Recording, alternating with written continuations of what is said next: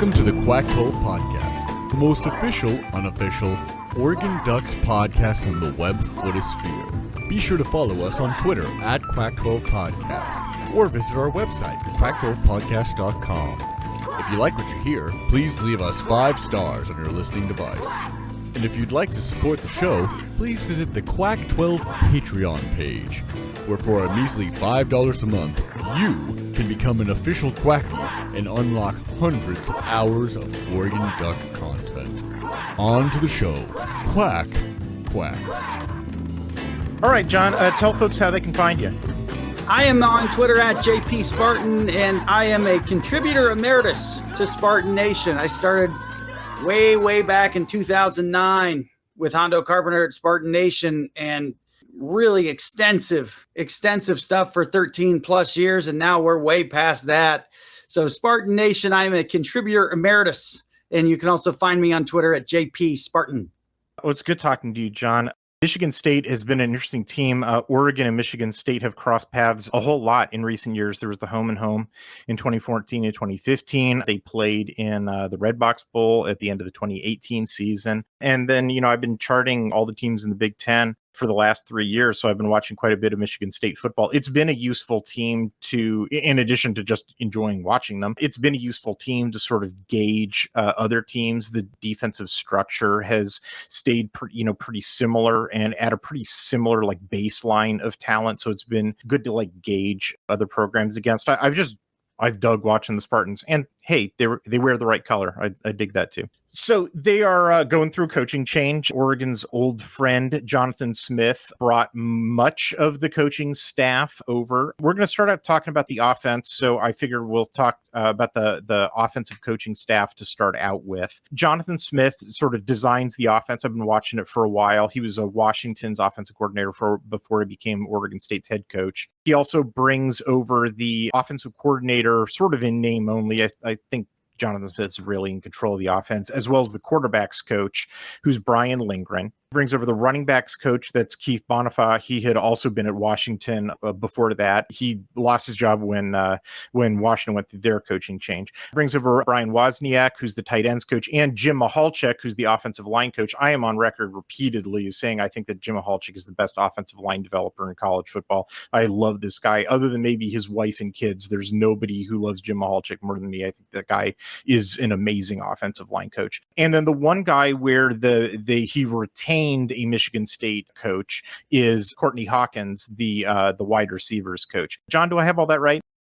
Yeah, and let's talk about that. A couple of massively key things, and we can talk Michigan State, Oregon history another day. 14 and 15, man, were those some games? Yeah, that was a lot of fun. And how unbelievably dry was that Red Box Bowl with a lot of NFL talent, but holy cow, you couldn't tell that day. That was a long one. This is interesting. What you're seeing in Michigan State is a really significant shift. It has been a kind of defense-first mentality since Mark D'Antonio came back to restore Spartan football late in 2006.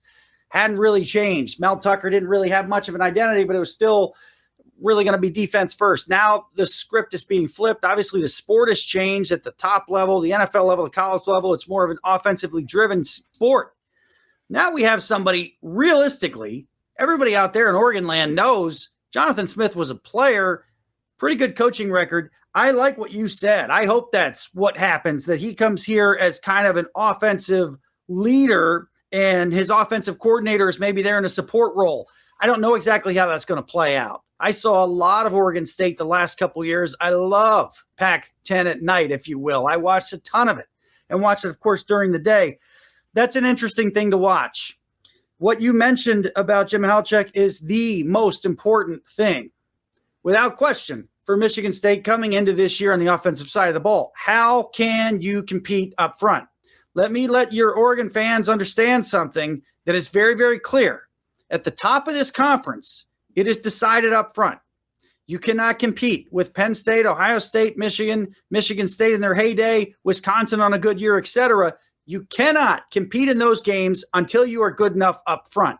And you can ask the folks in College Park how that works. Maryland, to their credit, has gone from not competitive to all of a sudden they can compete a little bit. So the most important thing to me on this roster of coaches, and we're going to go through them, actually is the offensive line coach. Now, if you look at Michigan State, you see who was just here an offensive line coach. You're like, how did that guy go from Michigan State to Alabama? Well, Chris Kaplovic is a massive name in the sport. After the big year, 2021 with Michigan State, Kaplovic turned down USC and Georgia to go coach their offensive lines. This is no joke. Obviously, he's at Alabama. So you're thinking, wait a minute, how could that be? He's got a really good reputation and a really good track record. I, too, though, surprised that this guy goes from Michigan State collapse to coaching in Alabama. So Jim Michalczik has some pieces to work with, and I hope that he finds that they're in better position than he might have thought they were with a totally fresh and clean slate. But what you have just said is what Michigan State fans need to hear as well. And when you're watching this conference this year, you want to talk about Michigan State, pay attention to what kind of competence, how much better does that line get during the year? That's the most important offensive assistant that we've talked about. Yeah, Kaplovic, I was watching him back at Colorado when Mel Tucker was there, and the guy who replaced him couldn't carry his water. Kaplovic is interesting. I am a believer in him. Like, I could see the improvement that was happening with Colorado. It's just that they started so far in the basement that it was just going to take time. And I sort of thought the same thing was happening with Michigan State. Like, I didn't think that Michigan State had a great line. I sort of saw some improvements. And I think that, well, we'll talk about the offensive line unit when we get to the offensive line unit. Like, I bought it. I just think that, like, the coaching change wound up blowing it up. Of course. I think you would have seen a better line in 2024 if not for it getting blown up, because I sort of believe in Kaplovic. The thing that is about Michalczik, like, he's a developer. He doesn't have magic powers. Like, I think the same thing is, like, it's not, I kind of doubt that it's going to happen right away. Like, that's what I was seeing at Oregon State over years and years, is like, nobody could take 2 stars, put them in the oven for 3 years and have NFL players come out like Michalczik. It's just, I said the oven, not the microwave. Like, he doesn't have a magic wand to turn guys who've never played into road graders overnight, which that's what would need to happen for Michigan State to have a great line in 2024, just because when we get to the unit and talk about it, it's just been completely blown up by so many guys leaving. But anyway, we'll talk about that later. What's interesting to me is in terms of the stylistic change, because you mentioned that, what I noticed in watching the 2 full years with Mel Tucker in 21 and 22, and from charting them, was that it was not a very efficient offense. Like, in both the run and the pass, they graded out at about 45% success rate, so about 5 points underwater, which is substantial in terms of their efficiency. But on the other hand, in both the run and the pass, they were well above average in explosiveness, which in particular rushing, like, most Big Ten teams are not explosive rushing teams. And you better believe they don't really have very good quarterback play. What I was noticing, to the extent that Michigan State was having success on the offense in those 2 years, in 21 and 22, it was really boom and bust. It was nothing, negative play, and then 40-yard play, either because great running play, huge explosive running play, or a huge explosive pass, and then we go back to nothing, huge explosive play. That over and over again. And in my opinion, a lot of that had to do with they had some future NFL talent on the roster. And it will be interesting to me to see. Jonathan Smith seems to have somewhat different style. Like, I think in my opinion, and I'm curious about your opinion about this, John. In my opinion, I don't really think that Mel Tucker fundamentally laid the foundations for success at Michigan State. He just had some NFL skill players on the roster who did NFL stuff after the catch, or in the case of the running back, just, toting the ball, making plays. And that as soon as those guys left, the offense fell apart. Whereas Jonathan Smith is sort of the other way around. Like, when I was watching him at Oregon State, I very rarely was seeing guys who I was like, oh yeah, that dude's totally an NFL talent. But boy, I like the way this offense is constructed. It is fundamentally strong. Like, the offensive line is playing excellent football. The play design accounts for anything that the defense could do. They're manipulating the defense. And so it's like, I really feel like this is quite a contrast on offense in terms of like on the strategic level between a boom and bust type of offense without fundamental strengths, but with NFL talent, to one that's like, I would really describe, at least at Oregon State. I'm not sure how it's going to play out at Michigan State, but seems at Oregon State, Jonathan Smith's offense was the other way around, fundamentally strong, but not, really focused on NFL talent, or at least so far. What do you think about, first of all, that theory about Mel Tucker at Michigan State, and then how it sort of fell apart in 2023? And second of all, how maybe that might be different under Jonathan Smith? Well, it's interesting you talk about that, because one of the reasons you saw such boom and bust, even in 21 when things went well, was because of that offensive line. Coach Cap is no joke as an offensive line coach, like we just talked about. But what he walked into was a joke. So I have to take you back to the final 3 or 4 years of the Mark D'Antonio era, where there really was honestly programmatic rot, something I wrote about extensively at Spartan Nation. A lot of people didn't like about, but it proved out to be true. Now, very specifically on the offensive line, that side of the ball, they had guys that were way too small to play in the Big Ten, to compete successfully against Ohio State. And make no mistake, I'm sure your Oregon folks already know. You want to know who the standard is in this conference? Without any question, it's Ohio State. They have run this place for 20 years. I don't care what Michigan did last year. Ohio State is the standard until proven otherwise. They are the measuring stick for how good your program is. They have all the resources in the world. They have everything going one direction. That's who you got to measure up with. So Mel Tucker arrives. He needs to do a complete overhaul first with just the size of guys who are going to be in the offensive line. Mm-hmm. Now, one of the interesting things about the offensive line coach coming in is he is going to have a chance to hopefully take some guys that had a year or two under Kaplovic and move them forward at about a time they're set to hit the field. So this is an interesting thing. Relative to philosophy, what Mel Tucker understood was, and because I was involved in very, very beginning, basically working with interview, understanding what he basically told them was, you guys can't compete up front. Everybody knows that it starts in the Big Ten East up front. That's where we have to start this thing. But it's going to take 3 or 4 years to get there. Now, this is back in 2020. This is back the early days of the transfer portal. Things have evolved here for a little bit. I don't think that there's any question that they did not get a situation offensive side of the ball where they could get an established identity. And to be honest with you, the problems in game for Mel Tucker began in the first game for Mel Tucker against Rutgers in 2020. I would summarize it this way. There are mistakes that Nick Saban made at Michigan State in the late 90s.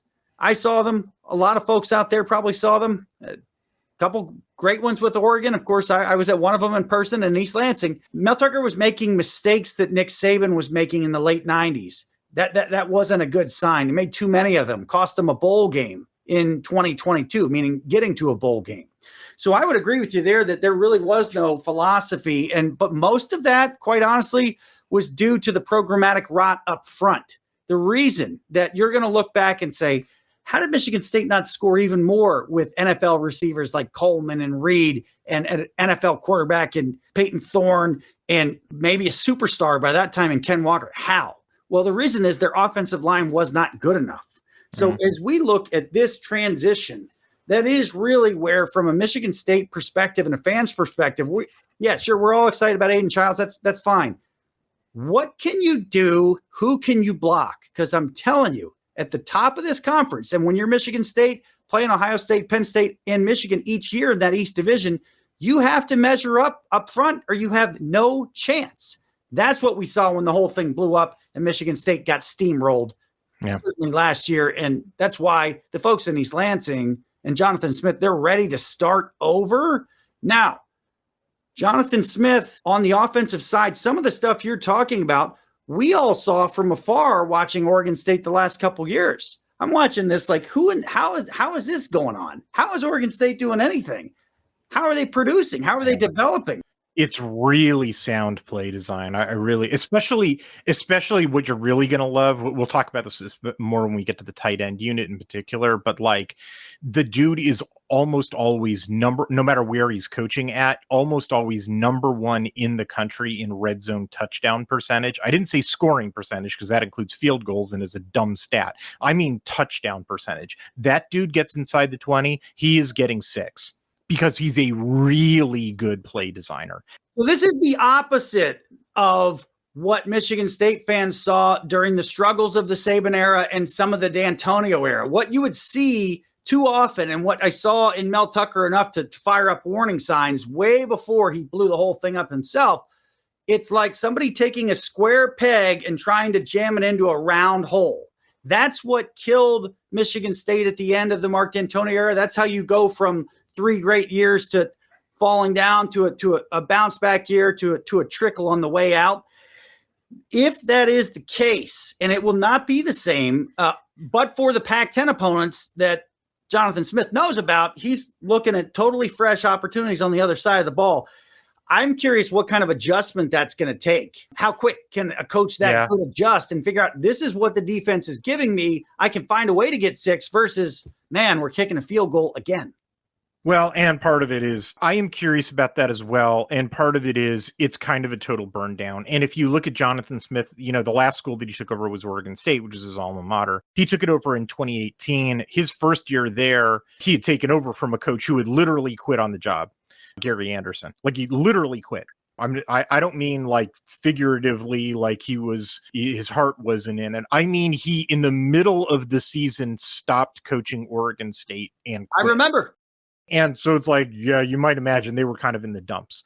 And so like his first year in 2018, I think they went 2-10. And when I wrote my summer preview of Oregon State, because I was doing this process back then, I was like the only person in the country who was like, Oregon State's going to go to a bowl in 2019. Like, I believe in this team. Like, I'm seeing the coaching and roster management moves that this guy is doing. And like, I believe in Jonathan Smith in terms of the roster management. Like, I was pretty quickly proven correct about what that dude is capable of. I don't love the way that he left Oregon State. When I wrote my final preview of Oregon State for the summer of 2023, I was like, dude, it feels like this roster management job is really incomplete. I don't know what he's doing. And then I think we later found out it was probably because he had one foot out the door, which, I can't say that I love, but he's probably not going to have his foot out the door this early at Michigan State. So you don't have to worry about that yet.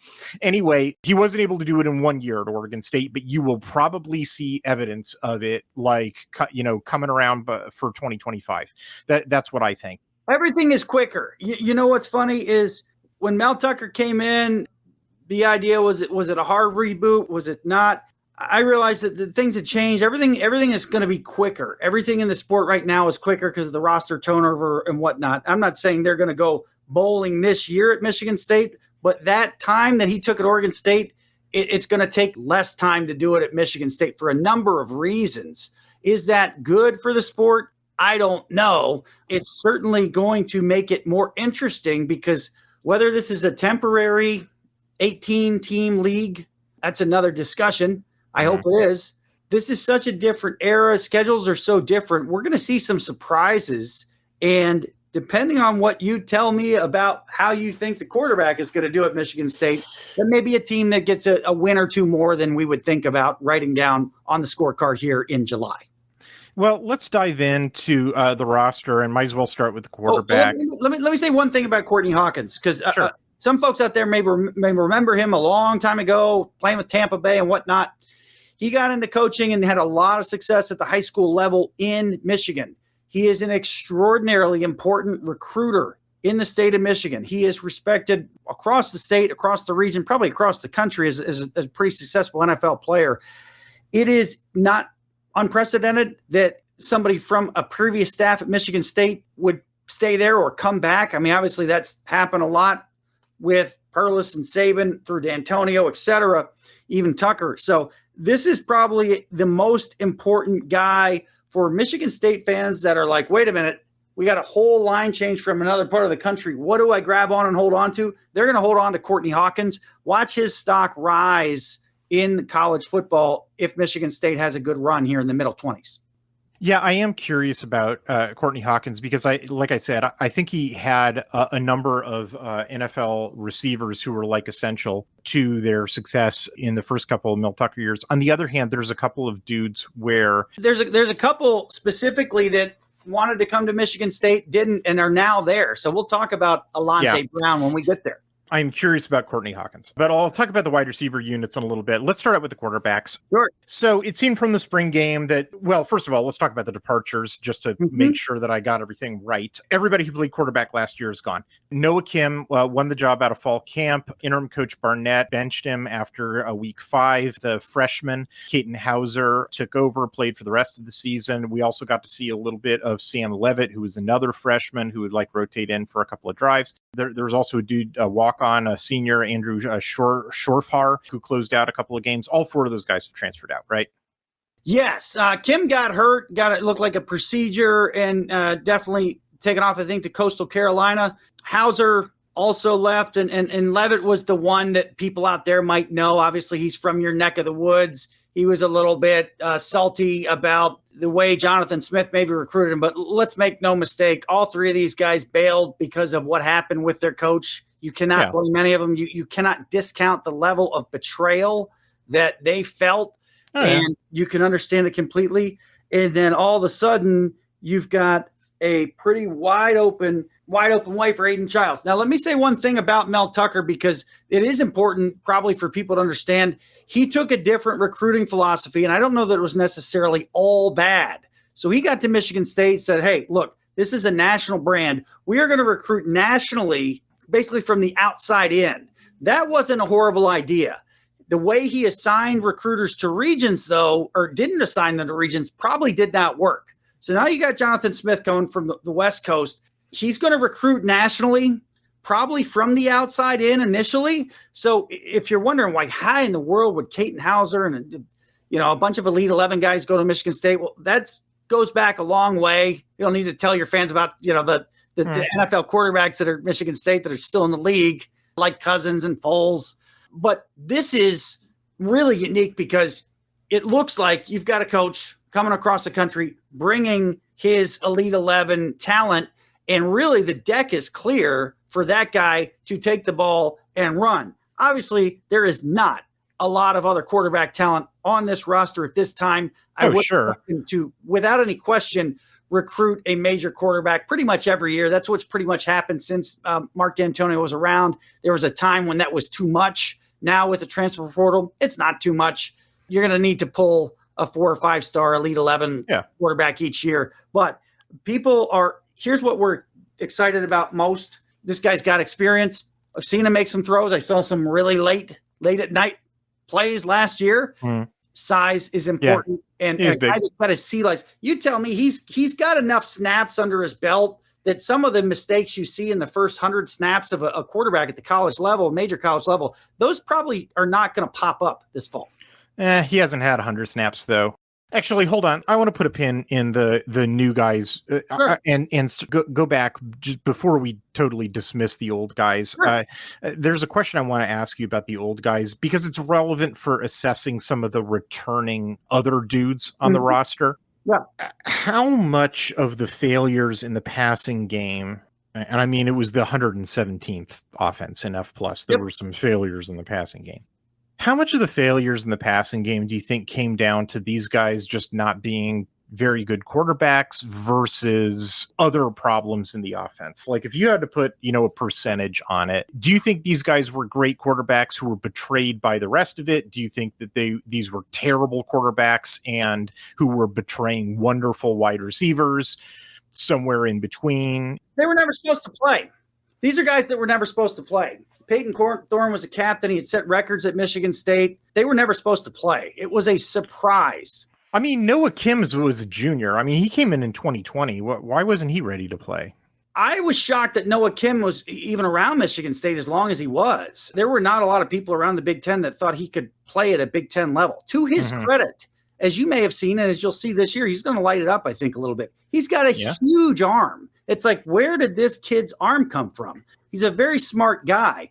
he didn't have any experience. And obviously Hauser and Levitt were barely in, and they're in a total mess. But the short answer is they were not supposed to play. There's no doubt that would have been a better offense had Peyton Thorne and Keon Coleman returned. But Thorne was a D'Antonio recruit, and he had set a ton of records in 21 and was very upset with what happened in 22. Sure. And obviously there was other stuff going on that encouraged him to take a nice deal and go down to Auburn, play in a different system, get more ready for the NFL, a lot of good stuff. It's too soon to know if these kids are going to be good or not. If any of these three kids turns out to be a really good starter at the college level or even a conference champion winner, it wouldn't shock me. Now, there were some people that thought Katin Hauser was the next NFL quarterback out of Michigan State. I didn't see that. Mm-hmm. But it is, as we sit here today, it's so difficult to evaluate what we saw last year because everything had gone kaboom. And Coach Barnett, who I love, did a bad job as the head coach, specifically failing to sub out quarterbacks. You started seeing players take the off ramp and pack it in. Mm. That's really, frankly, what I think happened. We have to see what those guys do elsewhere, to be honest with you. I really can't tell you. I don't know. We have to see what they do elsewhere. It's just such a weird spot. No, I get you. If you had a strong opinion on like, oh, those guys sucked, or like, oh, no, those guys were heroes, then I wanted to hear it. But like, here's the opinion for you. I don't think Katin Hauser's an NFL quarterback. I don't think he can move physically well enough. Didn't see enough from Levitt. And Noah Kim's got a lot more arm than you would think, but and I wouldn't be surprised if he does really well at Coastal, but no, none of them were Aiden Childs. Put it that way. Well, that's going to be relevant when I ask you about some of these wide receivers, but I'm going to ask you about them later. So back to the quarterbacks, or back to Aiden Childs. I mean, here's the thing about Aiden Childs. What Jonathan Smith was doing at Oregon State with Aiden Childs was in many games, not all, like he didn't do this against Oregon, and then Childs didn't play in the bowl game. Mm-hmm. But in many games, I think like 9 of them, he would have Childs come in and play the third possession, which I thought was really interesting. It meant that like almost all of the snaps that he played were meaningful possessions because, you know, it's never going to be garbage time by the third drive. So that was really interesting. But it was still like, hey, the game's sort of in a rhythm already. You know, it's not like he's asking him to play the first drive. So that was kind of cool. And it also meant that, like, unlike a lot of quarterbacks that I only get to see like one game of, and so therefore, only against like one defense, and like, hey, anybody can have one bad day or one good day or match up well or match up poorly against one defense. Like, I got to see him against a bunch of different defenses on a bunch of different days. So like that was interesting. I did get to see like a diversity of stuff from him. On the other hand, it still added up to only like 9 drives. This is such a good idea that left the sport for some reason. I have no idea why. It was really cool. I would actually like to see more people do it. But here's the other thing. Absolutely. It's that it's not like Smith designed a different offense for Childs. It was still the standard Oregon State offense, which is still like a 65% running offense. And so most of the snaps that I have for Childs are him taking the snap and handing the ball off. I only have, I'm not kidding about this, in the entire year that he was at Oregon State as a true freshman last year, I have exactly 18 designed passing plays that he took. Yeah, I think he threw like something. I think they officially have him having thrown 35. I know, but some of them are, a lot of them are garbage time. Absolutely. But I mean, in meaningful play, it's 18 of them, and I'll tell you what all of them are. One of them's a scramble, 2 of them are penalties, 4 are incomplete passes, 4 of them are sacks, which is like, that's actually the most distressing thing, given how good Oregon State's offensive line is. Like, that, you need more pocket presence, dude. But he's a true freshman. I'm willing to forgive him. And then like it's like 7 completions, 2 of which are for touchdowns, which is nice. It's kind of a mixed bag, man, but it's on 18 snaps. That are dropbacks for passes, and then a whole lot of handoffs, and then the rest is garbage time because he comes in after the game's already been decided. And it's like, you don't want to base anything off of garbage time, and it's way too little, man. Like, I know what you're saying about what you see in terms of the promise. Like, it's like, yeah, there's some flashes, like, oh yeah, there's some athleticism there. Like, I've now watched him in 2 different spring games for 2 different teams. I've watched him in garbage time. I've watched him in live ball against a bunch of different teams. Like, yeah, I see the promise. I also see a bunch of like concerning stuff, but it's freshman stuff. It's enough that it's so much of a mixed bag and so small of a sample that it's like I simultaneously understand why Jonathan Smith is willing to bet on the guy and is willing to bring him to East Lansing and make him the number one quarterback, which he clearly was in the spring game. But I also totally understood, like 100% understood, why he hedged that bet and brought in Tommy Schuster, the 6th year from North Dakota, not North Dakota State, the other North Dakota, who's played like a million games at the FCS level, to be like hey, if Childs, doesn't work out because, what he just needs another year to cook. Hey, you got Schuster. I mean, that totally made sense to me, because I just don't think we had enough data to say like, oh no, Childs is the sure thing. You're right. Couple things it was very valuable for Childs to get those snaps last year. This is something Jim Tressel used to do. This is actually how Kirk Cousins started his career. He started at Michigan State doing the same thing, coming in early in games, even did it in a bowl game against Georgia. For some reason, Michigan State got away from that. It was a bad idea. So at Michigan State, we're thinking, okay, Childs had that last year. That's great. This is kind of year one really for him. But what a terrific and smart insurance policy going to get Tommy Schuster. He is from the Metro Detroit area. This is a Michigan kid. That helps a lot. People are like, okay. Either way is going to be fine, I think, for this football team. But I do think you have done a fantastic job of laying out what actually Childs has done from a Michigan State perspective. That's kind of what has been done in the past, going all the way back, even to Jeff Smoker. It's very rare that somebody can come in first year and boom. At the Big Ten level, it doesn't happen very often. We don't expect to see it. It is a good thing for Childs that he had that year. It's also a good thing that the expectations are not that high. This is not Caleb Williams. I don't think, to be fair, anybody in Michigan State land, other than knowing his name, nobody's thinking, oh, this is going to be a guy that's going to come in and play. I mean, he could be, though. Like I just think the range of possibilities is so big. Yes, and that's what's exciting. The exciting thing is he's already got those first, what you talked about, out of the way, I think, without any question. And again, I've criticized Tucker and criticized D'Antonio for poorly managing that. For years, we talked about that at Spartan Nation. You've got to get these quarterbacks actual meaningful reps. Garbage time means nothing. It's incredible. You can't have 4 and 5 star guys, 4, 3, whatever star guys coming through your program. You got to get them on the field now more than ever. So what we have this year for Michigan State is they don't have to worry about that. They've got a guy with a ton of experience and a guy that's ready to go for that. They can start worrying about that next year because, yes, the days of the very top quarterback redshirting in college football at the top level, those are over. You're going to have to find a way to get those kids on the field playing early. But I just think it's like we're just going to have to see how it goes. But they've got a backup plan in Schuster. He's clearly the backup plan, but it's a good backup plan. And then they got 2 freshmen. I think the freshmen are probably developmental projects. And frankly, I think they probably are going to try to recruit a little more talented guys, in future classes because they're both like mid 3 stars. One I saw in the spring game playing with the 3s because he was an early enrollee. That's Alessio Milivojevic, and the other comes in the fall. That's Ryland Yessi. Those guys it's kind of like the NFL end of the draft. If those guys are going to stick around at Michigan State in the modern sport, it goes for pretty much anywhere. They've got to have an outstanding attribute. Are we talking about a guy with an unbelievable arm or something like that? There's a reason Noah Kim stuck and made it as far as he did. He way overachieved what he was expected. I agree with you completely. I don't think those 2 guys are here for long, but if they are, they're here because they've got some outstanding trait that has development possible. I mean, the number one thing that I would worry about this room, if I had to worry about this room, is Brian Lindgren. Because the thing that I've been writing about for years is that I thought that Brian Lindgren was the worst quarterbacks coach in the Pac-12, and that he hadn't developed a good quarterback since Jake Luton. And frankly, I wasn't sure how much credit he should be given for Jake Luton because he only got Luton for a couple of years. He was at Idaho and then a JUCO school for the years where he was really doing the developing. Like I'm not kidding or trying to like poke fun at Michigan State or anything. Like I'm seriously worried that Jonathan Smith has a blind spot for how bad of a quarterback developer Brian Lindgren is. Me too, because the quarterback coaching at Michigan State was poor for years. Whether it was Dave Warner, the last guy, Jay Johnson. He sucked. How did D'Antonio not see how bad Warner was?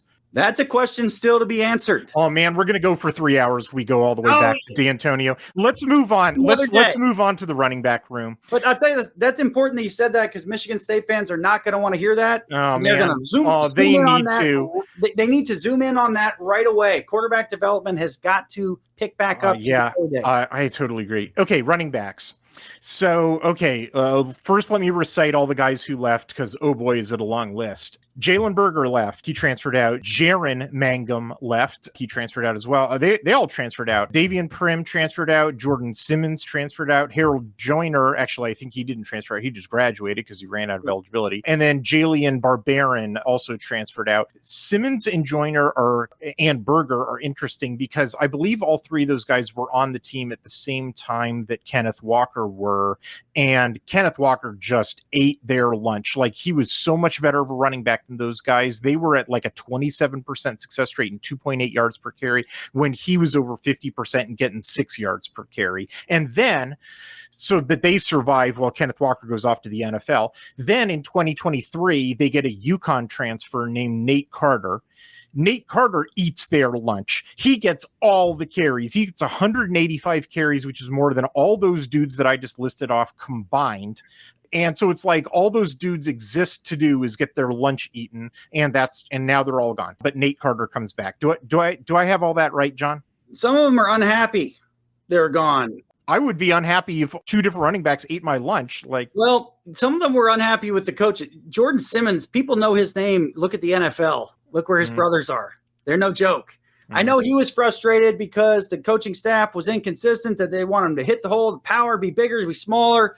There was some confusion. There was not a continuity. The first running back coach left town, Will Piegler, after the fantastic year of Walker. I don't know what you have there. The Mangums, understandably, probably felt massively betrayed by Mel Tucker because they came in from Colorado. I mean, who doesn't? Well, they were two different schools with him. Berger wasn't good enough at the Big Ten level. Yeah. I don't know if he was hurt or not. He wasn't good enough. Simmons, we honestly never just went to UCLA. I don't get that, man, but whatever. That's a different conversation. Yeah. Simmons, for example, we don't know. We still don't know this many years in. You know, he was really maybe the best, highest recruit for the last year of Mark D'Antonio. He was convinced by Mel Tucker to stay. I'm sure he would rather have made a different decision. But Nate Carter is a guy that a lot of people saw and see some potential in.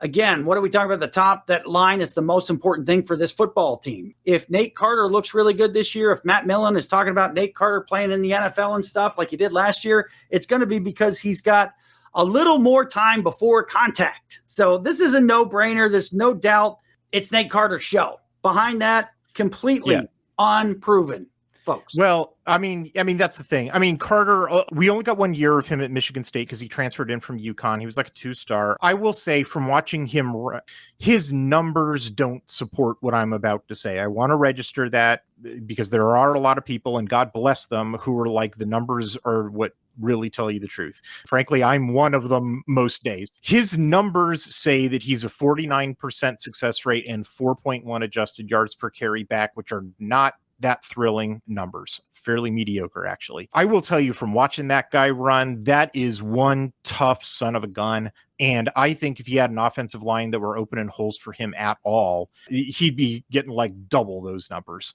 Yeah. Like 60% success rate, like 5.5 yards per carry. I think that guy is capable of putting up way better numbers than that if he's running in a better offense. And Jonathan Smith runs a better offense. So I fully expect his numbers to take a jump. Here's the other thing. I kind of think this room's too small. They took one transfer. That's Kayron Lynch Adams, who comes over from UMass. So they got a UConn and a UMass running back now. Lynch Adams is pretty much similar. Like, he got handed the ball even more often than Carter did last year. He was 1,000-yard backs, but on not that many more yards per carry. You know, like his average is basically the same. It's just he got handed the ball like 40 times or 50 times more often. So it's like you got two backs who were just, you know, getting fed and fed and fed and fed and fed. So you got those two, and then you've got nobody else in the room. You've got a walk-on, Joseph Martinez, who got hurt after 2 games. which that sucks. I don't know what to think about him, because literally in like 5 years of being at this school, I've seen him in 2 games, and then he got hurt. And then they've got 2 freshmen who they took in this recruiting class who are both mid 3 stars. One I saw in the spring game, Brandon Tullis, and the other doesn't arrive until fall, Maki Frazier. One of the reasons we delayed this interview for so long, John, and are doing this like 4th to last in this series, was that I was shocked that Jonathan Smith hadn't taken another transfer running back yet, because I'm like, this room's too small, and I've been waiting for him to do it, and he hasn't done it. John, do you have any comment on anything that I've just said? I don't know how much roster movement there's going to be between now and when they are preparing for week 1. I am right there with you. This is a no question bell cow situation for this year. It's Nate Carter. Will Nate Carter hang around long enough to really be in a position to run well at Michigan State, or will he get frustrated if the year doesn't go well and bail? No doubt this is a problem position for this roster. The stars don't mean that much at Michigan State, and I don't think they're going to mean as much for Jonathan Smith, because he is looking for guys traditionally that he can identify and develop. One of the strong points of Mark D'Antonio, the reason that he's going in this College Football Hall of Fame down the street in Atlanta, is because he was able to identify incredible talent that other people didn't see. One of those guys, famously, of course, Le'Veon Bell, who I think was a 2-star at most, probably would have been less. We don't put a whole lot of weight in those stars as fans if we have somebody who's evaluating at a very high level. One of the first things we're going to watch with Jonathan Smith here in 24, 25, 26, what happens to that running back room? How full does it get? How do players get developed in it? And if you're Michigan State, you need to find another high-level transfer as soon as next year to fill the room. If somebody tweaks it to, it's Carter. I know from Jonathan Smith history, he's not just going to have one back. He's going to do a 2-back system. It's going to be Carter and Lynch Adams. But they were like one tweaked toe away from needing to go either to the walk-on Martinez or to Tullis and Frazier, the freshmen, who literally I haven't seen these guys at all. If you had to place a guess, John, who do you think they would go to if something happens? On knock on wood, of course. But if something happens to Carter or Lynch Adams, who do you think they go to? Well, they got these 2 guys from Texas, and I think that it's a pretty. Those are the freshmen? Yeah, the freshmen are both from Texas. I think it's a pretty safe bet there. I also wouldn't be surprised if you saw some kind of position change. Michigan State is not a place that is immune or totally away from position change. Can you see Alante Brown taking some snaps? Yes. If things get really difficult, could you see? They used him as a sweep man last year. That's interesting. Correct. Could you see the dreaded wide receiver handoff, which sometimes is beyond bonehead? Yes. And if you see those, you're going to hear some boos, and you're going to be scratching your head as a Michigan State fan. They're going to come out of necessity. There is no doubt that there was unbelievable roster issues for Mel Tucker that they couldn't fix because of the rot at the end of D'Antonio. There is also no doubt that Jonathan Smith, and he knows, and I think he told Michigan State coming in, it's going to take some time to build some of this up. So the plan would be get some forward momentum, get some progress, and we're not having this conversation next year with a running back room that is very, very small. You contrast that to the peak of the D'Antonio era, they had 3 NFL running backs in the room. Long way to go for Michigan State rushing, and a lot of chop licking around the Big Ten. If you are Oregon or you are anybody that's got Michigan State on your schedule, you want to do everything you can to stop the run, and you're likely going to feast and have a lot of success doing it until proven otherwise. Big task for Nate Carter, big task for Jonathan Smith to get anything of a productive running game this year. Okay, tight ends. They lose Malik Carr. He had transferred in from Purdue and is transferring out again, I think, to Houston this time. Yep. Relatively productive. They also lose a couple other guys we saw a little bit of. Jalen Franklin, who transferred in from Wisconsin. I think he just graduated. He'd been around forever. Mm-hmm. There was a walk-on that we saw a few times. Evan Morris, I believe he transferred out as well. And then during the spring game, I saw a 2022 high 3-star who I hadn't seen before, named Jack Nickel. I saw him playing with the 2s and 3s during the spring game, but then he transferred out after the spring game. Yep. I think those are the 4 departures. Did I miss anybody departing? I don't think so. Okay. The big one is very, very clear. Malik Carr's an NFL tight end. He's going to be successful at the NFL level. He's a size mismatch. I don't blame him. He felt betrayed. He's going again to get another system. You want to get a preparation for the NFL, you're going to play for more than one coach, more than one system. I don't blame the kid for going. I'm not sure he wanted to do it, but he's going to be all right. There is no doubt that this is something on the move. You know, Hopper, the tight end that was at Boise State, that may be a familiar name to some of the folks out there in the Pacific Northwest.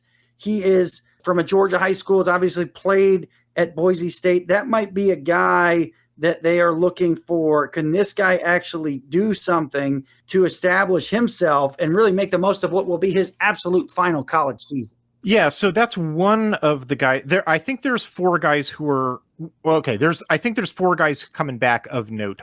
You mentioned one of them, Hopper, yep, who was wearing jersey number 23 last year, but then in the spring game I saw him wearing jersey number 88, which confused me for a second, but then I figured it out. Although I've read that he's been injured lately, so sure. I'm not sure where he's at. He only got like 2 catches last year. I think that he only played a couple of games. I was like, what's going on with that guy? So I think you're right. Like, big question mark, and it's going to be his final year. The main guy, though, you guys know the main guy. Well, yeah, but I want to talk about returners before we get to them. Because frankly, I think the decks are going to be cleared for the transfer. But let me get through the returners first. Sure. So there's Hopper. The other guy who I think is hurt, I barely saw much of, but was Brennan Parachek. He was a true freshman though last year. So like, if anybody has a chance of being like, hey, I could grow up and be a good dude, because that guy's big. He's like 6'5". Big size. Yeah. I kind of got some hopes that he'd be the number 2 because he's got the size, and I haven't written him off yet. That's Parachek. The third scholarship returner is Michael Masunas. He was a 22 mid 3-star. He only, I think I only saw him in one game. I don't know what to think about that guy, although because of injuries, he was playing with the ones in the spring game. So I don't know. Actually, let me pause there and ask you, do you have an opinion about Masunas?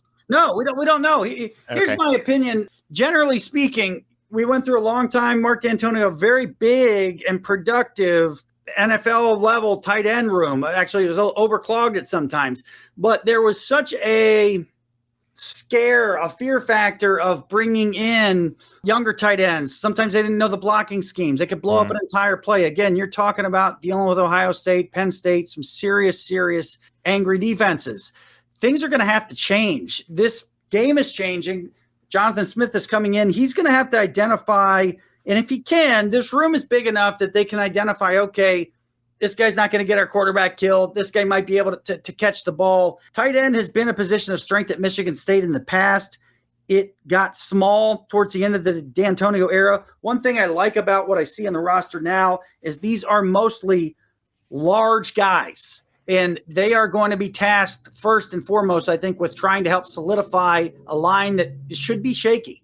So this is an interesting thing to watch. When I'm looking at development for tight end this year for Michigan State, I'm not necessarily looking for we saw in the D'Antonio era where the tight ends are setting touchdown records and going off to the NFL. Not looking for that this year. We're looking for who can actually help block and who helps avoid big tackles for loss, that kind of stuff. That's where my eyes are first for this position group. It's interesting that you say that, because there's a guy that I want to ask you about who, because of what you just said, I wouldn't normally ask you about a walk-on, but I think because of what you just said, we might actually see the guy, and that's Ademola Fallier. Mm-hmm. We didn't really see him last year, but number one, huge. He's the biggest tight end they've got, 6'7", 248. Number two, because they were sort of running out of guys, because I just listed 4 dudes who left. Mm-hmm. And 2 guys who were hurt in the spring game. They needed to have some dude on the field. And I saw him playing in the spring game with like the 2s and the 3s. And I was like, that guy might actually be playable. And third reason we might see the guy is they only got 1 true freshman. His name is Wyatt Hook. He doesn't come in until the fall. So I wasn't seeing him in the spring game. And I think he probably comes in a bit undersized, like 235. And so I sort of think he's going to need to redshirt. Like, I think you're probably right that we live in an era in which if you're playable as a true freshman, you need to play as a true freshman. I just think he's probably undersized, and so he won't do that. And so therefore, I think there might be an impetus to play the walk-on Fallier. What do you think about that, John? What's interesting is this is where you come into play, and your folks out there who know Jonathan Smith and what he's done. How complex, how digestible is his system? He plays multiple tight ends, and he likes doing it. Sure. Yeah. So, I mean, he's in 12 personnel about 78% of the time. So there's an opportunity if you can get a skill set and understanding. If we can get on the field with this player, walk on whoever it is, and get through some of this stuff without the stuff getting blown up, I think you may see here. There's no reason that they wouldn't try 3 or 4 of these guys. It's not, like you said, it's not just going to be Velling the whole time. I am interested. Tremendous athlete, relatively new to football, hopped around a bit. It's like, okay, here's your chance, man. And I think the way you get on the field, if you're Fillet, is you show that you are competent, understanding the play, blocking it, avoiding the big miss or big trouble. Because as I said, there's some big trouble out there when you're talking about the guys coming on the other side of the ball at the top of the Big Ten. Well, I can definitely tell you that Smith does. There was a year at Oregon State where, for as much praise that I heap on Mahalchik, they were having some trouble at the offensive line. His solution was like, just stack more tight ends to help out. So like he knows that the more tight ends can be a help there. So if that's something that's going on at Michigan State, I would expect it. So anyway, we've been dancing around it long enough. Let's talk about Jack Velling, who's the tight end who comes in from Oregon State. I've been watching the guy for a while. This is sort of I'm going to offer an opinion. It's sort of the opposite of the Nate Carter opinion, where I was like, the stats say he's no good, but I was watching the film and I think he's great. Jack Velling, the stats say that this guy is the greatest tight end in college football.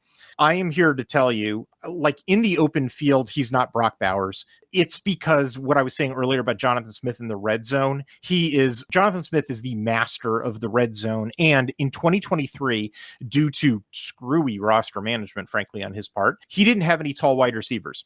Not a one. All of his wide receivers were like 5'7" slot guys. And the only guys who could catch the ball were 2 short wide receivers and running backs, and then Jack Velling. So you can't throw it to short guys in the red zone, right? Like the defense compresses for that reason. And so that's why Jack Velling was simply the only guy over. I'm not exaggerating about this. This is not hyperbole. Jack Velling was the only guy with a pair of hands over 5'8" that he had on the team. So of course, all the touchdown passes were going to him. That's it. I'm not saying that I think he's a terrible tight end or anything. I just think his numbers are inflated for that a bit for that reason. And on the flip side of that coin, so he caught like 8 touchdown passes last year. I wouldn't expect him to catch 8 touchdown passes next year, simply because he will be on a team that will finally have some tall dudes, and the passes in the red zone will be distributed to more tall dudes, because he won't be the only guy taller than 5'8". I'm not kidding. He was the only guy taller than 5'8" on his team last year. That makes it tough. It's like, what are we going to do when it gets tight? Well, it's going to Velling is what it was going to do. And it was crazy that teams couldn't figure that out and just like put 2 guys on Velling. You know what's going to happen. Well, what you're talking about there is, you've described how good Jonathan Smith has been in the red zone. And that would be one where you just got to tip your hat to him. I don't expect that to go away. I just think it's not always 100% of the time going to be Velling. No, but at the same time, they may have really schemed well that year. Now, this should not be a problem this year, but Michigan State fans are going to be so excited. Josiah Price is a guy that caught 21 touchdowns as a tight end for Michigan State. Automatic, outstanding. Knocked around, I think, a bit at the NFL level before injury knocked him out. Michigan State has a history of tight ends that have had success. When Jonathan Smith was playing, Chris Baker, who played many years in the NFL for the Jets, I remember as well. So it goes a long way back. Velling is what you're describing as a guy that may be featured very early, because we're talking about a quarterback throwing to him that at least has some familiarity with him. Sure. A young quarterback's best friend is a tight end. No doubt. So, okay, coach, let's see how good you are. How do you get this guy open and free? Because if I'm on the other side of the football field, I'm saying, hey, guess where they're very likely going to want to go with this one? They're going to want to go to Velling. This is an interesting thing to watch literally from the very first time Michigan State's in the red zone, because guess where all those eyeballs are going? Just where you laid out. Well, yeah, but I also think that that's sort of because everybody knows that now because that film from last year exists. It might also create a bunch of opportunities for these tall wide receivers to be like, haha, fooled you. All the defensive eyeballs are going to go to Velling. And then suddenly, Antonio Gates or, one of these other tall wide receivers starts getting those passes. But it won't. But what I'm trying to warn Michigan State fans of now is that, like, that doesn't mean, oh no, Velling suddenly sucks. It was Not at all. It was a statistical anomaly that came out because of what the wide receiver situation at Oregon State was in 2023. That's the advantage of your analysis going where it was, is you can explain that. And when fans are watching and they're listening to mediocre at best prep, mediocre at best broadcast teams that honestly get too much wrong too often, they're not going to know that. Yeah. That's an important thing you just pointed out. And when we talk about the wide receivers, as you mentioned, height is not the same situation that they had. Yeah.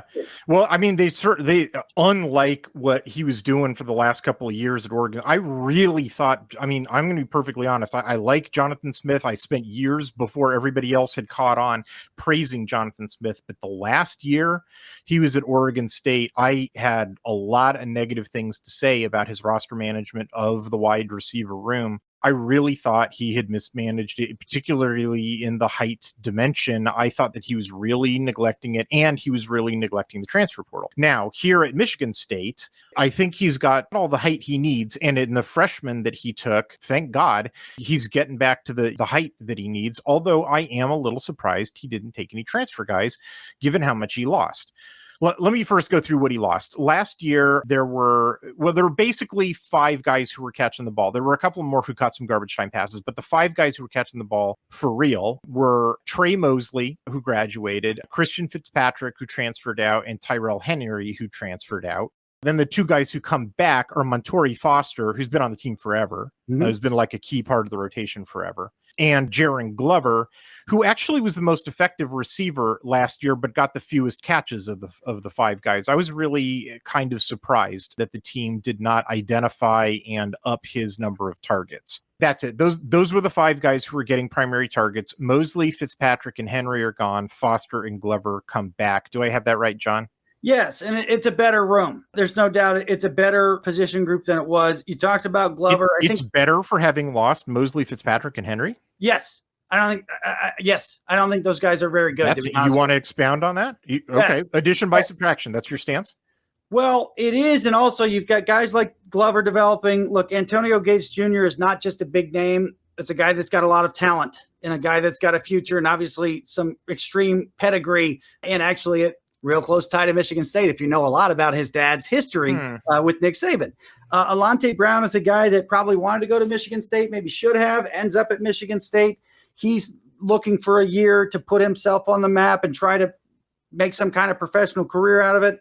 And the big name coming in is Nick Marsh. That's no doubt probably the most important recruit relative to Michigan State in the state of Michigan that Jonathan Smith was able to retain. There is a long history of wide receivers at Michigan State, a long history of tall wide receivers from Plaxico through Keon Coleman that can move and position their bodies. Matt Trannon played basketball as well. This is really the probably position group, I think, that has the most upside from where we are right now today through the end of the season in November. There is talent and athleticism in this room. It's a question of how much has it developed in its developmental time, and really, what is Nick Marsh? Is he a freshman that can play and contribute? Is he a rare freshman that is really good? I don't know. My eyes are. It's very rare. It's about 1 in 100. It is. It is, and we've had great ones in Michigan State, like Mark Dell, who was productive but not outstanding and unbelievable. Plaxico was had to sit out the first year, so he's not really the same. I don't think you can expect much out of them. You can expect Glover to take another step, Brown and Foster, and then people want to see what Antonio Gates has. Make no doubt he knows a lot of eyeballs on him because of his name. He is Antonio Gates. He's that Antonio Gates' kid, right? Yeah. So what happened is Antonio Gates came to Michigan State and he wanted to play basketball also. And Nick Saban said, "No way, Antonio, you're wasting your time. You can go to the Hall of Fame if you play football." Antonio Gates goes to Kent State. To hell of a He's story. so old. He's so old. It's enough time has passed that he has a kid who's now playing. Yeah, it's crazy for some of us that were around when he was there. I know. I don't like thinking about that. No. So here's the thing. So Montori Foster, like I said, has been around forever. Yep. Like I warned you about when I was asking you about the quarterbacks. Yeah. His numbers get on my tally sheet. I've been charting him for 3 years. His numbers get worse each year.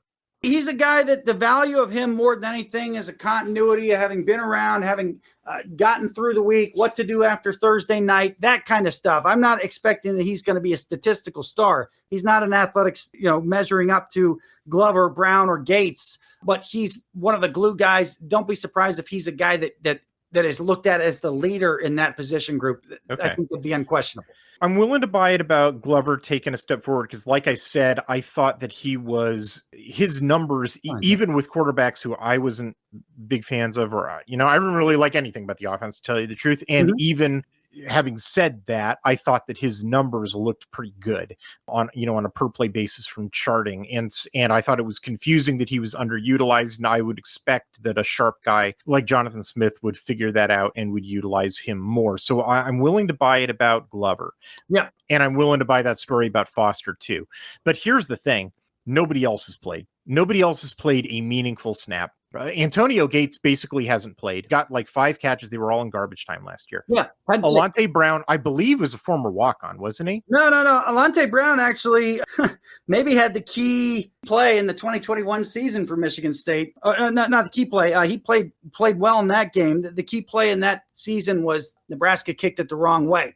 So Alante Brown played successfully at Nebraska. Maybe he's not. I don't know why I just didn't write down his ranking. Sure. My problem. Yeah, he's a redshirt senior from Chicago. He went to Nebraska over Michigan State and it transferred from Nebraska to Michigan State. He's going to be really the most important player catching the ball. He's the guy with the most experience. He's the guy with the most athletic ability. He's the guy, unfortunately, that returned the opening kickoff for Michigan State last year and got knocked out cold. That was a sign of a disastrous I remember season. that. That really sucked. Actually threw the whole game, threw the whole offense off because that's how important Brown was. Brown's a guy that wants to be at Michigan State. He's a guy that's going to have a big influence on some of these guys. The interesting thing about Glover, and look, folks, we're going way deep here. We're talking about not a good team, right? But Glover, they held him back to preserve a redshirt year. He's a 4-star out of high school. This is the year that he's probably either going to take off or after the year, he's probably going to take off, if you follow me. Yeah. Okay, but that's the thing, is that, Gates and Brown basically haven't played. There's 2 other guys who come back from last year's team who were redshirting last year. Those were Isaiah Johnson and Jalen Smith. Do you have an opinion about those guys at all? Yeah, they're too small. Practices? They're too small. So unless they're quick, that's wait. Jalen Smith is 6'2". What, you think he's too small? I think he's a little thin. Okay. Here's the thing about Glover. Oh yeah, you're right. He is thin. So here's the thing about Glover, and this is what I look for most when we're talking about at the top of the Big Ten. Can you measure up athletically? Glover can actually measure up athletically. I think he's a guy that may be able to get open. Courtney Hawkins is a really good wide receiver coach, obviously played at the NFL level. There is a difference, folks. If you're curious, and your fans probably aren't, there is a difference in the level of coaching that you get, where it comes from. I actually talked to Bobby Williams about that this summer, who Oregon folks might remember had a stop out there and long career. He lives in my area, and I caught up with him. He talked about the difference in the quality of coaching.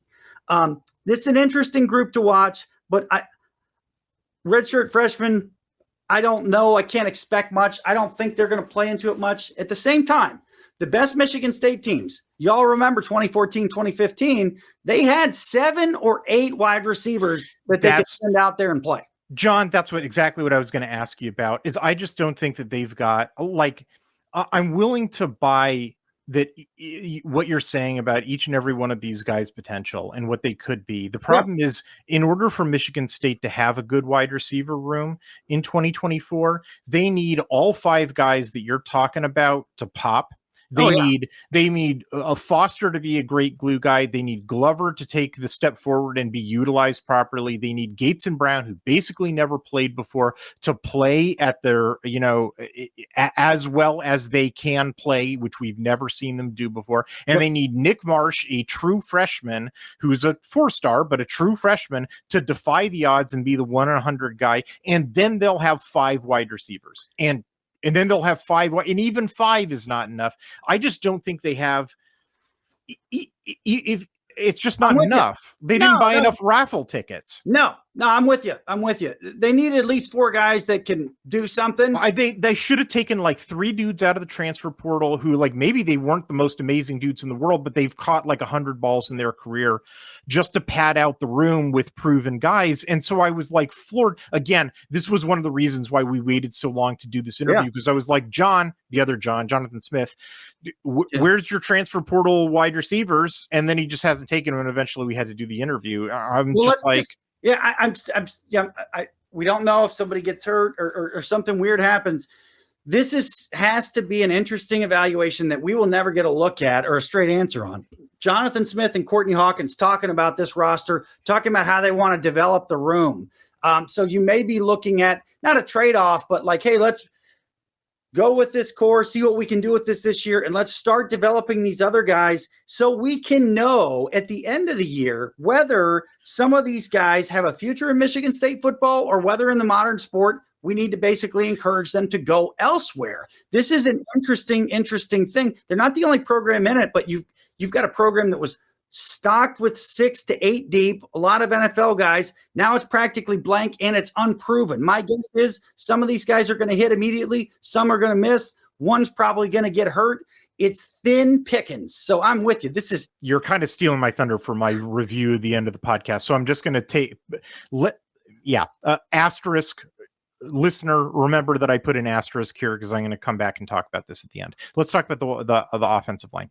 Sure. Okay, this is going to be a long recitation. Let me see if I can get through this. It's a big group. Yeah. Well, there was like 8 guys who were playing last year. Yep. Okay. I'll start with the tackles. The left tackle was Brandon Baldwin. He played in 10 of the 12 games. He missed 2 of them. Those were Ohio State and Nebraska. The right tackle was Spencer Brown. He played in every single game, 10 of them at right tackle. The 2 games he switched over and played, he filled in for Baldwin in the games where Baldwin was at.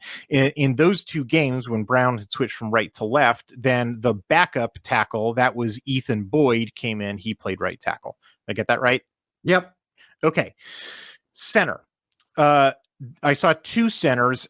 The guy that I believe they wanted to be the center was Nick Samak, but at the very beginning of the year and again at the very end of the year, he was unavailable or was hurt. So I saw another center, that was Dallas Fincher. So he sort of like played at the beginning of the year, and then in week 12 against Indiana, Samak got hurt again, and so Fincher finished out that game, and then he played all of the Penn State game to end the year. Do I have that right? Yeah, Samak hurt off to the NFL after. Yeah, he got drafted in the 7th by the Ravens. A lot of injuries. Yeah. A lot of injuries. Well, the one guy who didn't get hurt was the left guard. That was J.D. Duplain. He just played every game. Yep. But there was another injury. Actually, it seemed like a lot of back and forth at the right guard spot. I saw 6 games for Geno Vandemark and 6 games for Kevin Wigington. I'm kind of guessing here. I think that Vandemark was the guy they wanted to be the number 1, and that it was like when he was healthy, he would play, but then he would get hurt and Wigington would come in and play. And then Vandemark would get healthy again, so he'd come back, but then he'd get hurt again, so Wigington would fill in. Do I have that right? You do. And the biggest thing overwhelming the whole thing was just the massive distraction and devolution of the football program and nobody knowing about the future. And you can't blame the kids for being distracted. They weren't very good. And listen, there's that too. They absolutely, you got guys mailing in thinking about what they're going to do. The point is this, I'm sure Chris Kaplovic tried the best he could. They were not strong enough up front. Something very important happened after 2021 relative to Michigan State strength and conditioning. That is, we probably should spend more time talking about that. That's got to get back on track, or Michigan State football is going nowhere but straight towards the middle. Yeah, they were just getting run over a lot. I mean, they have the appropriate size. It's actually one of the biggest. It was one of the biggest offensive lines in the Big Ten. The average weight was something like 320 pounds for And all when you 8 guys that they. But like even their backups were no, all that's the thing. massive human beings. But I mean, I don't want to call them pussycats or anything. It's not that. But I No, mean, that's they what they weren't using their weight. Their footwork was not great, and they were getting run over a lot. not there And yet. That's what's interesting about this position group. So you've got a lot of guys that came in that only trained under Chris Kaplovic, which is probably good. Now they're going to get really good training again under Coach Maklovic.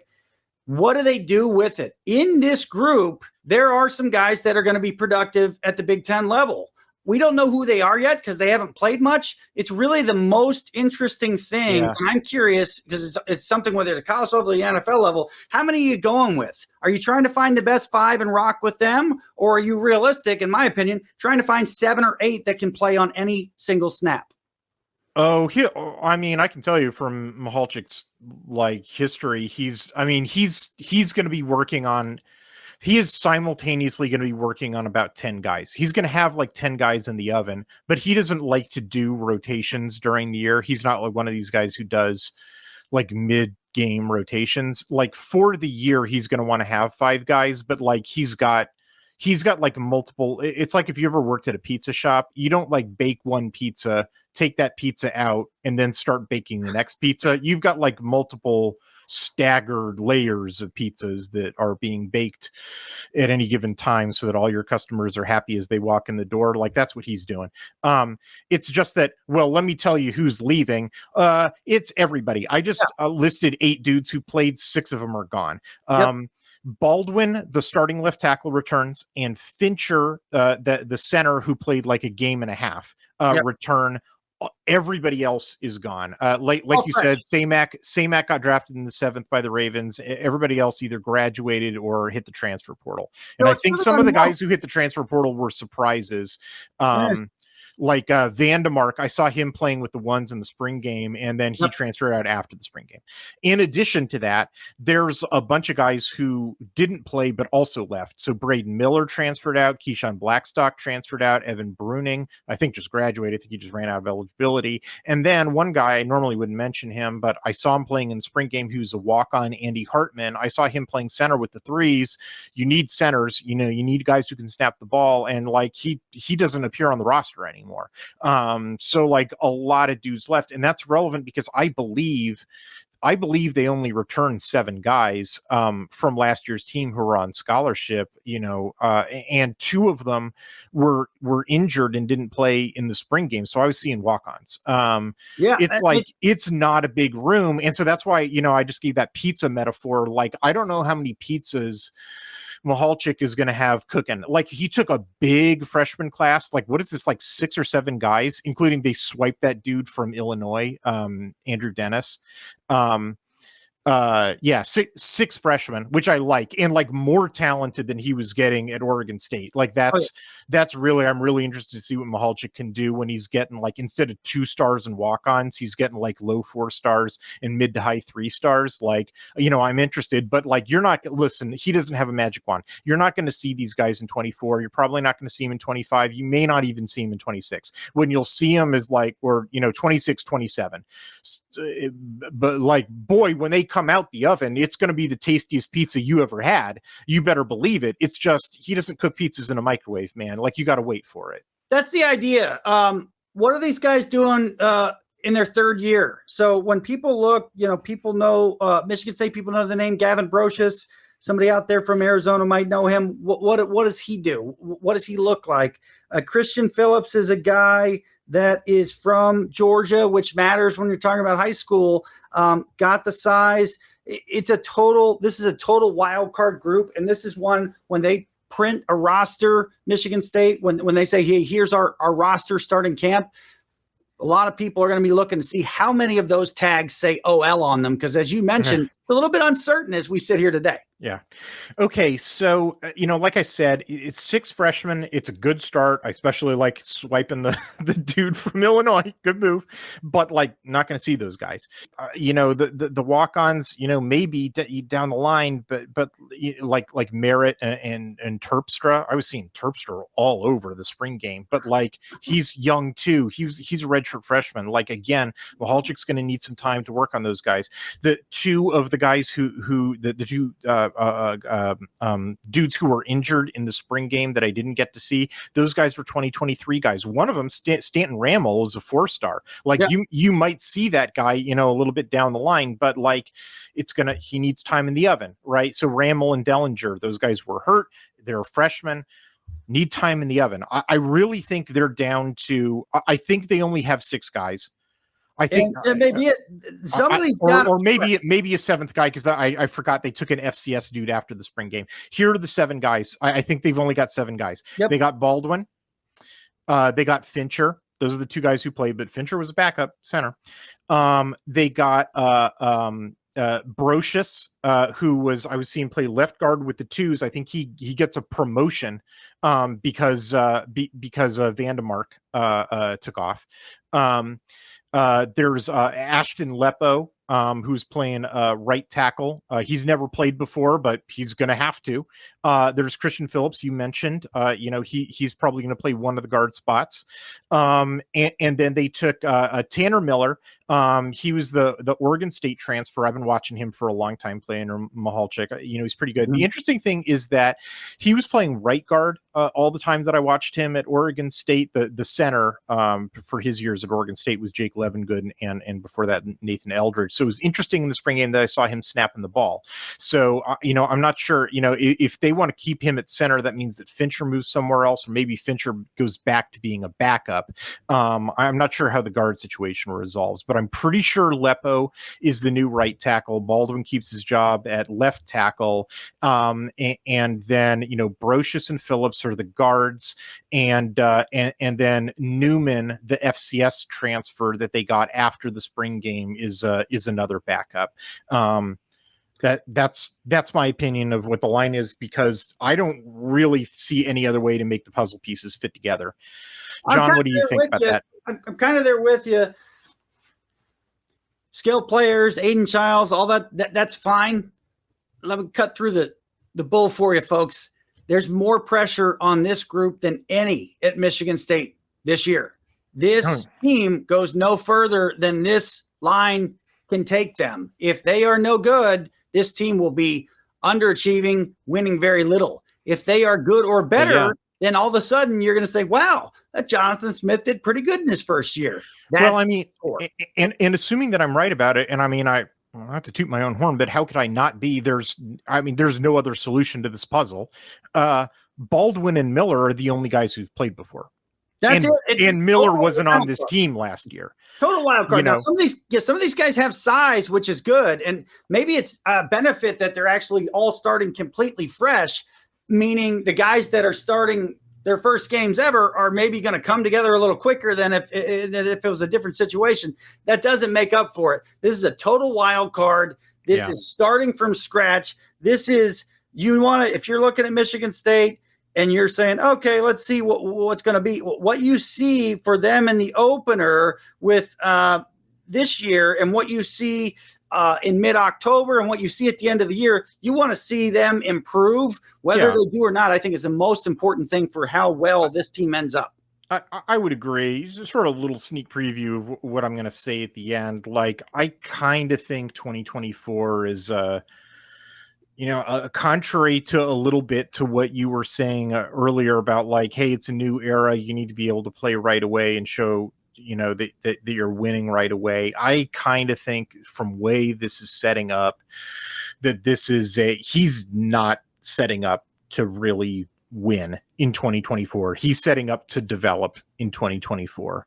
Absolutely. Yeah. And what your goal is to see some progress.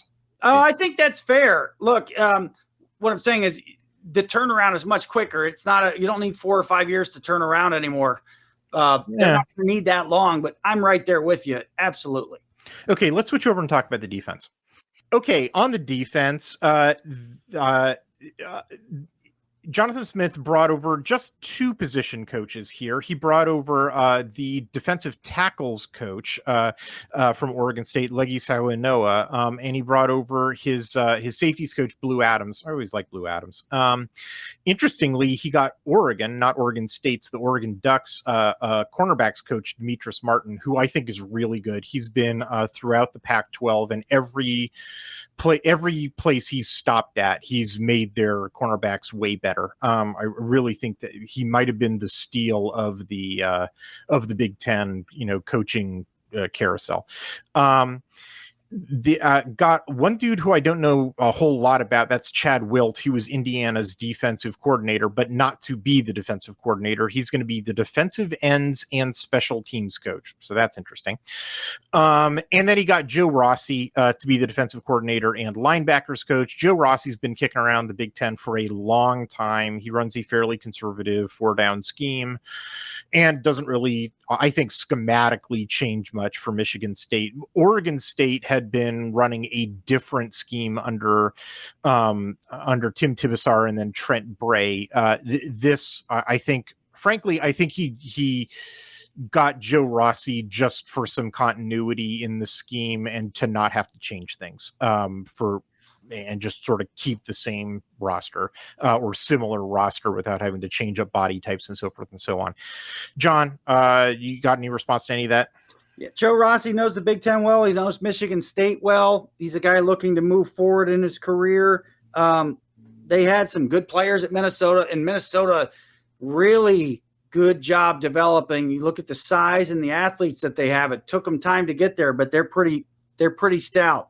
The hire, without any question, is Martin. Martin played at Michigan State. Martin's a known guy around Michigan State. He wanted to coach at Michigan State before. It didn't quite work out. This is the most excited guy to be coming with this staff. He is so excited. I think he was at Michigan State just after Courtney Hawkins. They have stories about hosting and recruiting and whatnot. This is a guy that's excited to be here. Defense matters at Michigan State for a lot of reasons. Everybody on this staff understands that. They understand the history of defense at Michigan State, and they know the obvious hole, which was the secondary. Mm-hmm. A lot has changed. A lot will change, but defense matters at Michigan State. This is not a bad group at all. We are certainly excited for the defensive line coach. You can talk to his ability to develop and motivate and mold guys. He's going to have a lot more horsepower to work with in his time at Michigan State.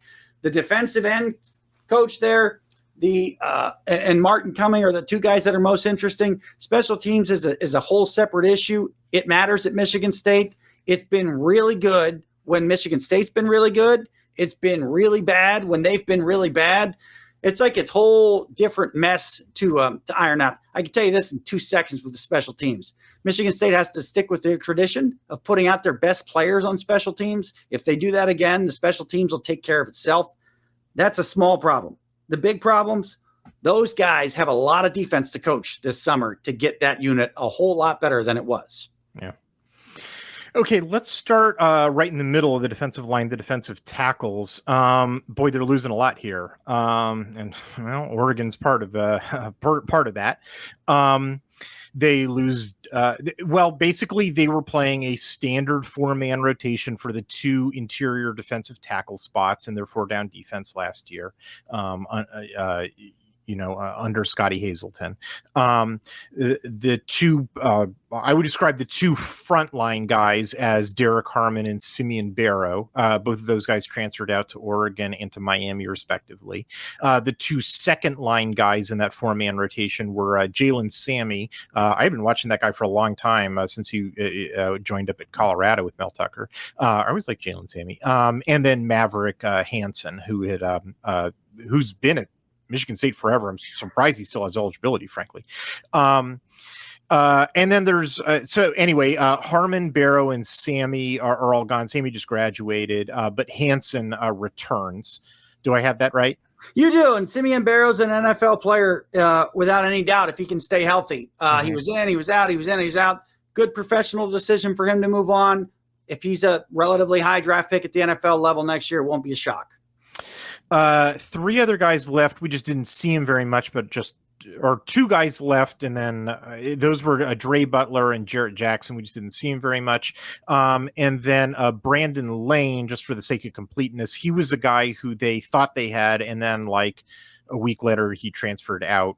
Sort of a weird situation, but in case anybody had got one part of that news and not the second part of the news, I'm here to tell you they don't still have Brandon Lane. Yeah. So the only returner that they've got really who played last year was Maverick Hansen. Yep. They also have, just to finish out the returners, the only other guy that I saw even a little bit who's in garbage time was, I believe, a walk-on Ben Nelson. I was seeing him play with the twos in the spring game. There's one other returner on scholarship. That's Alex Van Sumeren, who was a 4-star in the 2022 class, but I still haven't seen him yet. I haven't seen him in the last 2 years. And he was injured and didn't play in the spring game. Let me, before I get to the new guys who are coming in, who are, I know there's a lot of those guys. Let me ask you about Van Sumeren. What's up with him? Is he still hurt? Do you know if he's going to be good to go for the fall? Where do you think he's going to fall in the rotation? John? Really highly recruited. Ideally, he's a starter and he's a really good player. His brother's off to the NFL with really good combine numbers. These are known guys in the state of Michigan. The injury was a big deal. As far as I know, going into camp, he is good to go. It's extremely important that he develop and do well for Michigan State up front. They've got some serious talent spread out across the defense. We'll talk about them when we move back away from the line of scrimmage. But like I said earlier, it all starts up front at the top of the Big Ten. This is an important area to just patch some holes up front for this defensive staff.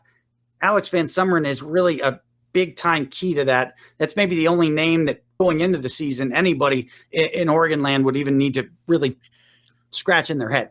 Yeah, honestly, like to me, the biggest wild card for the defensive line is Van Sumeren, because like sure. I he's the highest talent. Like, even though we're going to talk about the transfers here in just 1 second, but he's the highest talent dude in the room.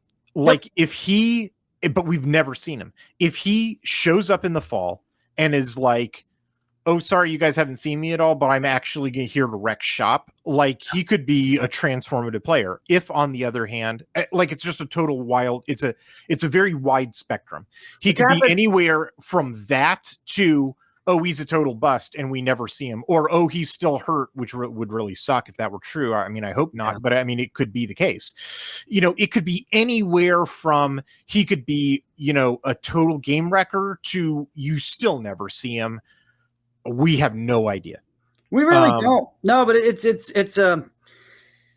really, really important. And we've had guys come out of nowhere and do big things at Michigan State under past staffs. General St. Dick leading the NCAA in sacks in 2007. D'Antonio's first year. Kenny Willekes sack records like later in the D'Antonio era. We don't know what Van Sumeren's going to do, but he is a big deal. As a guy that picked Michigan State over Michigan. Anytime that happens, or somebody picks Michigan State over Ohio State or Notre Dame, it's a big deal. And then his career hasn't started yet. You can bet, just like any kid in that position, he's excited and wants to make his mark and get out there. Sure. We're just going to have to find out. And I don't think I'm not going to buy anything that they say about him until we see him in a game. So then, continuing with sort of the theme of uncertainty, just from watching the spring game, in between Van Sumeren still being injured, and there was only one of the transfers who, they took 4 transfers and 1 freshman, but not only one of those 5 additions were on campus for the spring game, and on top of that, Derek Harmon had not yet transferred, or the second time and for good, transferred out yet. So like the spring game was very little data for me in terms of what the interior defensive line room is going to look like. Yeah, not much at all. So, I was seeing walk-ons who I probably don't think are going to play, and I wasn't seeing the guys who I do expect to play. So, yeah, big question mark. Don't know about Van Sumeren. I've already talked about that. Here are the 4 transfers. One of them I did see, that was Daquan Dowse. He comes over from Georgia Tech. He had like 35 tackles last year. I think he sets a good floor, although not, in my opinion, a super high ceiling. There's some other interesting guys too. There's Jalen Satchel, who comes over from Old Dominion and Temple before that. There's Ben Roberts, who comes from Oregon. He was in line to be a nose tackle at Oregon, and just the room got a little too crowded. He's a high talent guy, just didn't get much playing time yet. There's Ruquan Buckley, who comes over from Nebraska. He also doesn't have much playing time, but he's a year older. And then there's the true freshman, Mike Beeler. He's a mid 3-star. He's a fall and a rival. I don't think he's big enough yet. I think he's probably going to redshirt. So, like I said, I have a hard time projecting this room because I haven't gotten a chance to see any of these guys, play together, or how the pecking order sorts out. John, you got any insights on this? This is one where you're leaning on Jonathan Smith's staff coming from Oregon State. The Oregon transfer is a big deal. Internally, the Space Eaters for Michigan State, they're just going to have to try to hold their own and patch it together. There's Jalen Thompson. There's Chris Bogle. There's the center of the defense, Jordan Hall. There's some talent around, but it's not at the defensive tackle position. So inside the interior defensive line, and really it's just say the whole defensive line for this year, they got to patch it together and hold their own, because the best part of the defense is behind them. Yeah, I frankly, I agree with that assessment. Like, I mean, it would be a pleasant surprise if if a couple of guys emerge here who are like NFL, caliber dudes. But if that happens, I think it would be a surprise. It could happen. It's just such a big question mark because we haven't seen them. But you know what? They lost 2 guys that are probably going to have a shot at the NFL. Yeah, and that's difficult to overcome. Defensive ends. There's more bodies in this room, more returners. They were playing, I would describe 2 guys as, well, I would say there was 5 guys in the rotation. Those were Zion Young, Brandon Wright, Jalen Thompson, Chris Bogle, Avery Dunn. Zion Wright transferred out. Brandon Wright graduated. Jalen Thompson and Chris Bogle and Avery Dunn returned. Did I get all that right? You did, and I think Bogle fills space. He's going to have a huge year to have a shot at the NFL. Jalen Thompson has some talent, and I don't make too much of Dunn being a difference maker. I'm talking about at Michigan State. The standard is, can these guys help us compete for a Big Ten championship? And honestly, that's still the standard that we're holding everybody to when I evaluate them, even though this is not a team in any way that's going to compete for a Big Ten. When I'm evaluating the roster, when I'm digesting them and comparing them to what I've seen, that's what we're thinking of. It's not like I'm a hard grader or trying to somehow squeeze them into good. No, it's just, is this a guy? How many guys at this position group do we have that can seriously compete with the best teams in the Big Ten? That position, well, I mean, my first question is whether they had enough depth, which is, until they got some of the transfers, I was worried about that. But I now think that they do, and I think they do at the defensive tackle. And then the next question is like, how much production are they going to get? I sort of think that's a question mark at defensive tackle. I'm kind of worried that I don't think any of these guys are like the Panashuk brothers. To be honest. I think it kind of stuck that like 3 other guys transferred out, all of whom were like 4 stars who just didn't play and didn't work out. Those were Tunmise Adelier, Job, and Andrew DePape. All of those guys were like 4 stars. 2 of them were 2023 guys and who just bailed. Yeah. And Adelier came in from Texas A&M. The 5. Yeah. Well, Adelier got kicked out of the place. Oh, I didn't know that. So, let me give you some folks out there an insight. Some folks think this: when you transfer, take the star down 1. So if you transfer as a 5-star, take it down 1. Job is the one. That's the interesting one. That's who knows. That's guy's very little football background. Everybody wanted him. Georgia, Texas, everybody. That's a name that if it rises to an NFL future would not be a shock. I don't think they lost much in the other ones. And Adelita, I don't even know if he's around in the sport anymore. Yeah. Well, they got, okay. So, so it's like, I kind of feel like they brought back. Well, I agree with that assessment about Jalen Thompson. I don't know what to think about Bogle. He's been around for a while. He's filling space. He's filling space. He's better than what I agree with your assessment of Dunn. I guess there is an interesting question about the Penn State transfer, Ken Talley. But it's like he only played 5 games last year. Actually, let me ask, did he get hurt or something? I don't know. Let me take a look, because Ken Talley's a guy that I think was recruited by Michigan State in the first place. Yeah, so he's a guy that transferred really early in 2022. Yes, I do believe he was injured during different portions of last year.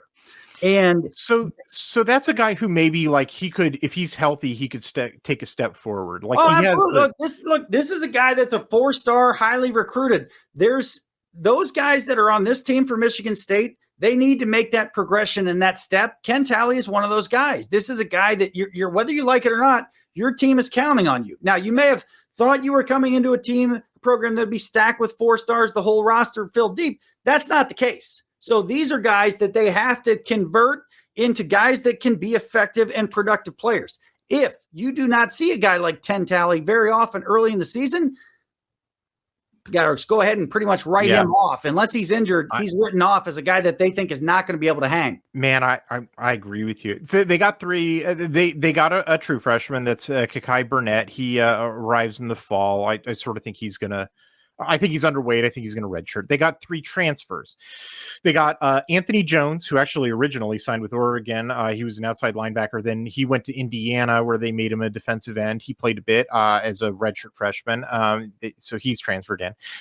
They got Tyler Gillison from Cincinnati. He's sort of been a journeyman in 2 years for Cincinnati. And then they got Quindarius Dunnigan from Middle Tennessee State. He wins the Key and Peele Award for best name. I know he produced a lot of havoc for Middle Tennessee. 10 tackles for the last 3 sacks. I got him penciled in. I think between the experience and the production, I know it was the G5 level, but like, you got to get. I mean, there's just got to be more havoc produced by this unit. Like, Jones is interesting to me. Here's why Jones is interesting. Jones is a guy that's been to 2 programs, pretty big programs already. So this is a guy that's got to have some confidence. Maybe he's got a chip on his shoulder and something to prove. Well, to be honest, we can say this at our age that he doesn't know. We're going to find out the truth about Mr. Jones really this year. And I hope it works out well for him. But when you transfer more than once, you got extra eyeballs on you. And that could be either a really good thing or it could be a really bad thing. Anthony Jones is an interesting guy I'm going to keep an eye on early this year.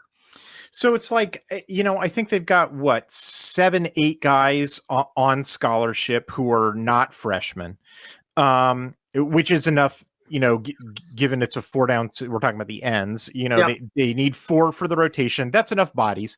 They're not going to, they will find 4 playable guys among 8 scholarship non-freshmen. They got enough bodies. And again, with that position, Michigan State's pulled guys off the other side of the ball. I'm not worried about, but I don't think they're going to have to go there. They got enough bodies. It's just, I think there's maybe 3 guys between Jones, Dunnigan, Talley if he's healthy, and I don't know, maybe Thompson turns in something. He was a freshman last year and he was a 4-star, so we'll see. Good. I think Thompson, I think, can compete at the high level of the Big Ten. The other guys, we don't know. Yeah, I know, but that's what I'm saying is that, like, there's a scenario where they've got 4 guys who are havoc wreakers, but like, in order for them, like, there's only one scenario is what I'm saying. Like, if I'm playing the odds, I can only come up with one scenario where they have a rotation full of havoc wreckers. That's not going to happen. That's not going to happen. It's just like it's low odds that the 4 guys that they need to pop are all due. Low odds. The strength is behind them. Everybody knows that too, which also leads me to think, if Michigan State can have you not really notice their defensive line this year, that's been a success. Linebacker. So last year I was seeing 3 dudes. I mean, like, it's officially a 4-3 system, but they would switch back and forth between a 4-3 and a 4-2-5. Yep. So the 3 guys that I was seeing was Cal Halliday, Jordan Hall, and Aaron Brule. Brule graduated, but Halliday and Hall both return. Do I have that right? Yep. Cal Halliday, serious serious farmer, very good football player. No, he's the most Big Ten linebacker looking Big Ten linebacker to ever Big Ten. He is. Jordan Hall is the guy. Jordan Hall is the centerpiece of this entire defense, and arguably, I agree. Hall is so much better than Halliday. Halliday is a straight up liability in pass coverage. Seriously, of the back end of the defense, he has the lowest grades on my tally sheet. Like, I feel like there's probably a lot of Michigan State fans who love him because he looks like a Big Ten linebacker, but like, I'm telling you, he's not great. Let me just be fair. I mean, I like the guy. An unbelievable career so far. Tremendous 2021. End of the bowl game, I'm on the field, took some pretty famous pictures, and then took one of Keon Coleman doing a backflip. But was he ever supposed to start at Michigan State? No, of course not. Now, it's great to have him back.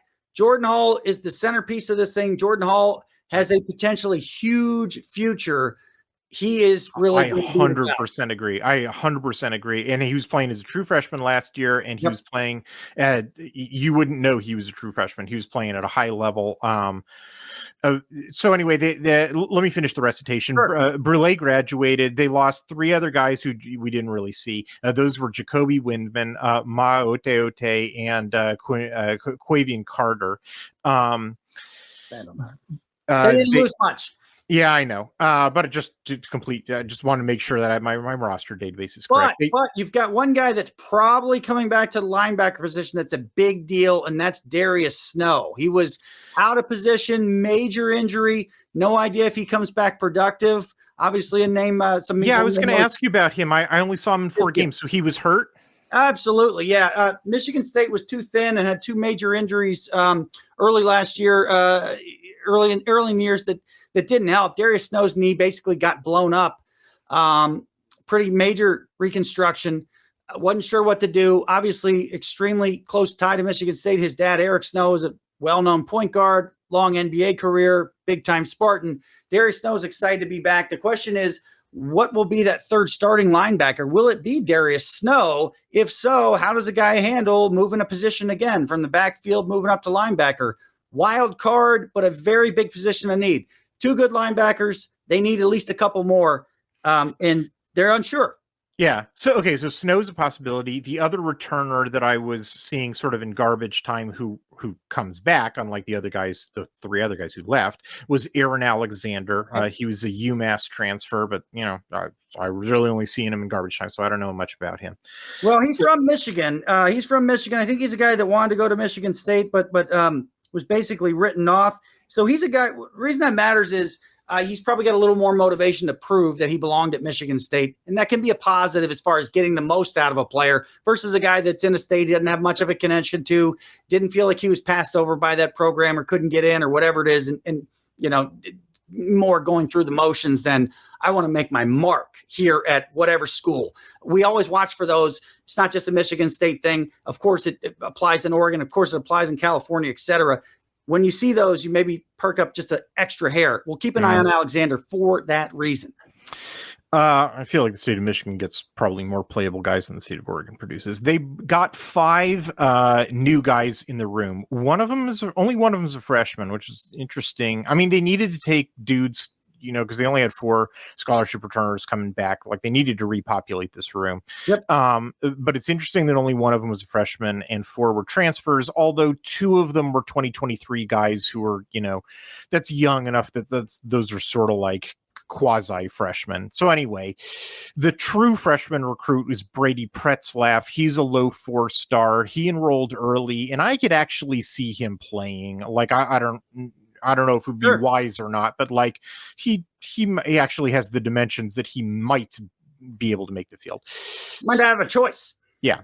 The 4 transfers are the 2 guys who didn't really play in 2023 were Samaj Bridgman, who comes over from Michigan, the traitor, That was another trade. There was an Oregon-Michigan State trade, and there was a Michigan-Michigan State trade.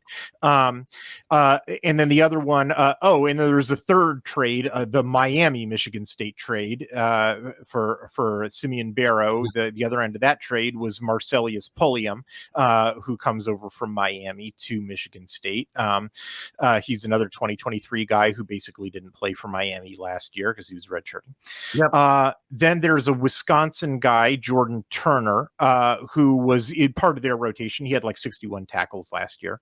And then the last guy has been playing for a long time, has like 1 billion tackles. Wayne Matthews from Old Dominion, I am not joking, like 135 tackles last year. Like it's ridiculous how many tackles this guy has. That can help. That can help when you've got a guy that's actually played and done it. Yeah. Obviously, sometimes because you could stick him right into the transfer portal. It's like, you know what? This guy may not necessarily be up to the athletic level that we're at, but he's actually done it. And we got 6 guys over here that tackled one person. There's no way that you get 135 tackles and don't at least have an idea of what you're doing. Exactly. Exactly. Hey, let me mention one other thing to you, because this may be a little more inside baseball than some people know. And I am curious at this time whether it's still a thing at Michigan State. So Michigan State's obviously Michigan. They recruit in state, right? Mel Tucker recruited the state of Georgia as it was in state. And that was not a bad idea. The state of Georgia has a massive amount of football players, as almost everybody knows. Michigan State has made a lot of hay in Georgia in the past. I'm curious whether Jonathan Smith is recruiting the state of Georgia as if it's in state. I only say that because I doubt many folks in Oregon out there know that. If they know, going back to Coach D'Antonio, he practically recruited Ohio as if it was in state. That's some of the things resource-wise when you talk about what's the difference between X school and Y school. Having the resources to recruit 2 states that are not in your state at an in-state level, that may actually matter. So when you talk about Pulliam, that's a guy that some people around Michigan State know a little bit more about because he is from that state of Georgia, that they were recruiting as if it was in state. So you got a prediction for how the room goes down? I mean, I can't imagine that Halliday or Hall have their jobs in danger. Oh, no, absolutely not. And I expect that it's. I mean, they got Halliday, they got Hall. Their jobs probably aren't in danger. They have Alexander and Snow. They have Matthews and Turner, who Matthews and Turner, who played a lot of football.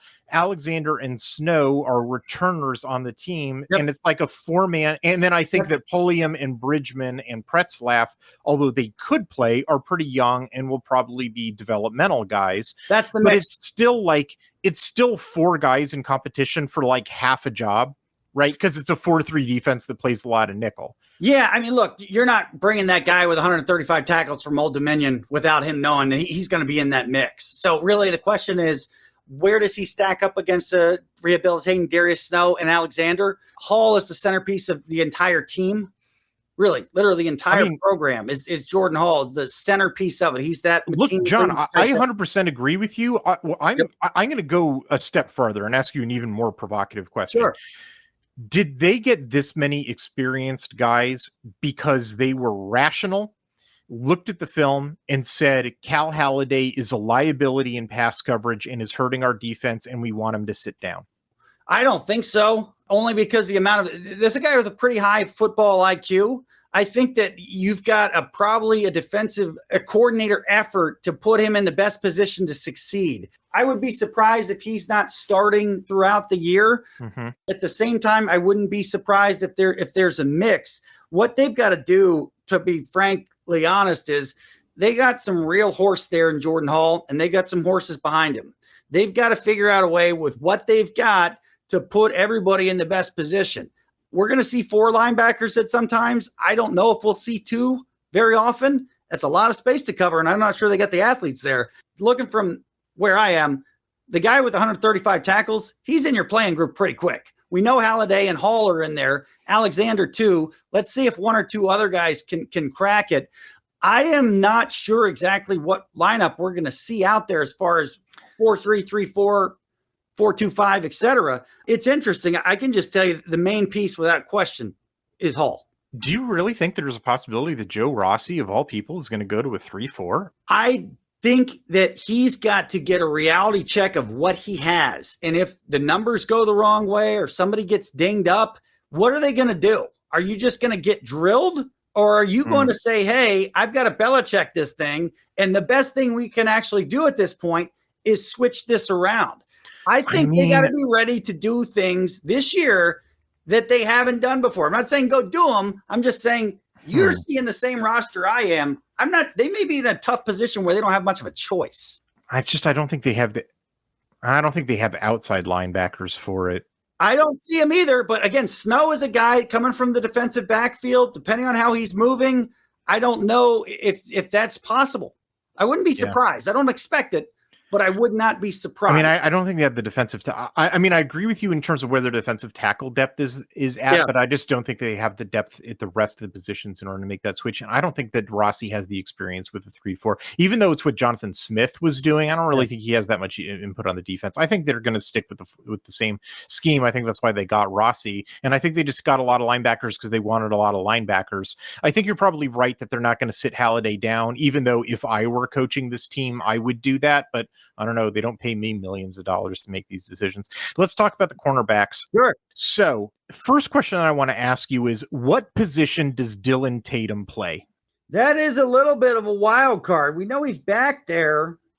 I think we've kind of seen him all over the place. Look, the cornerbacks for Michigan State were atrocious 2 years ago. They were so bad that Mel Tucker said, hey, I fired myself. I hired a guy from the NFL, Jim Salgado, who may be back to the NFL now. He's fine. They just you're referring to the fact that Mel Tucker's personal history, is as a cornerbacks coach and had a hand in the cornerbacks coaching, but then he gave that up. He was the only guy coaching cornerbacks, although I don't know if they're coaching him. You got to understand that Coach Saban, cornerback guy, safety guy, Mark D'Antonio's under him. Those guys are talking today. They'd still be talking about him. And Tucker's under those guys. And Tucker's under D'Antonio at Ohio State. This stuff goes straight down the line. This is a big deal, and it was just a total face plant, and then trying to fix it, and it all blew up. So this is a question that whatever they're writing, whatever we're seeing on the projected rosters, when you talk about the defensive backfield, honestly, I don't know, outside of like a Chance Rucker and obviously Malik Spencer, who's probably the star back there and has an NFL future.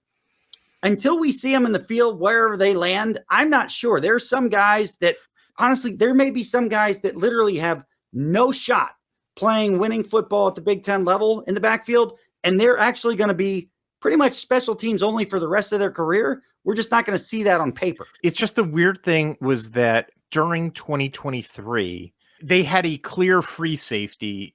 That was Jaden Mangum. Yep. But then who would just always play free safety. But then when they switched between their base configuration and their nickel configuration, rather than take the nickel, like have a dedicated nickel who would go on and off the field, what they would do is they'd switch up Malik Spencer and Angelo Gross, where Gross would switch between being the nickelback and another kind of deep safety, and Spencer would switch between going from strong side to playing boundary side. And then in the spring game with a different defensive coordinator, right, it was Hazelton switching to Rossi. Instead, Dylan Tatum, instead of playing outside corner like he was playing last year, was switching over and was playing nickelback, which is like in this defensive structure is a safety position, not a slot corner. And I was like, what is going on?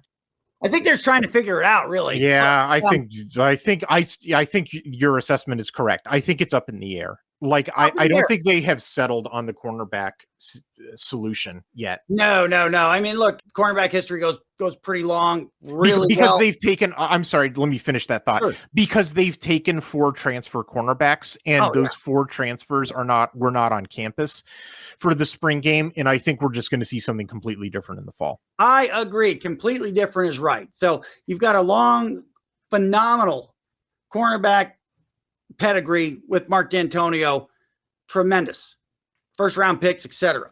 You've got what looks like a natural handoff to, was working under Coach D at Ohio State. Like, all right, cornerbacks are coming back to Michigan State.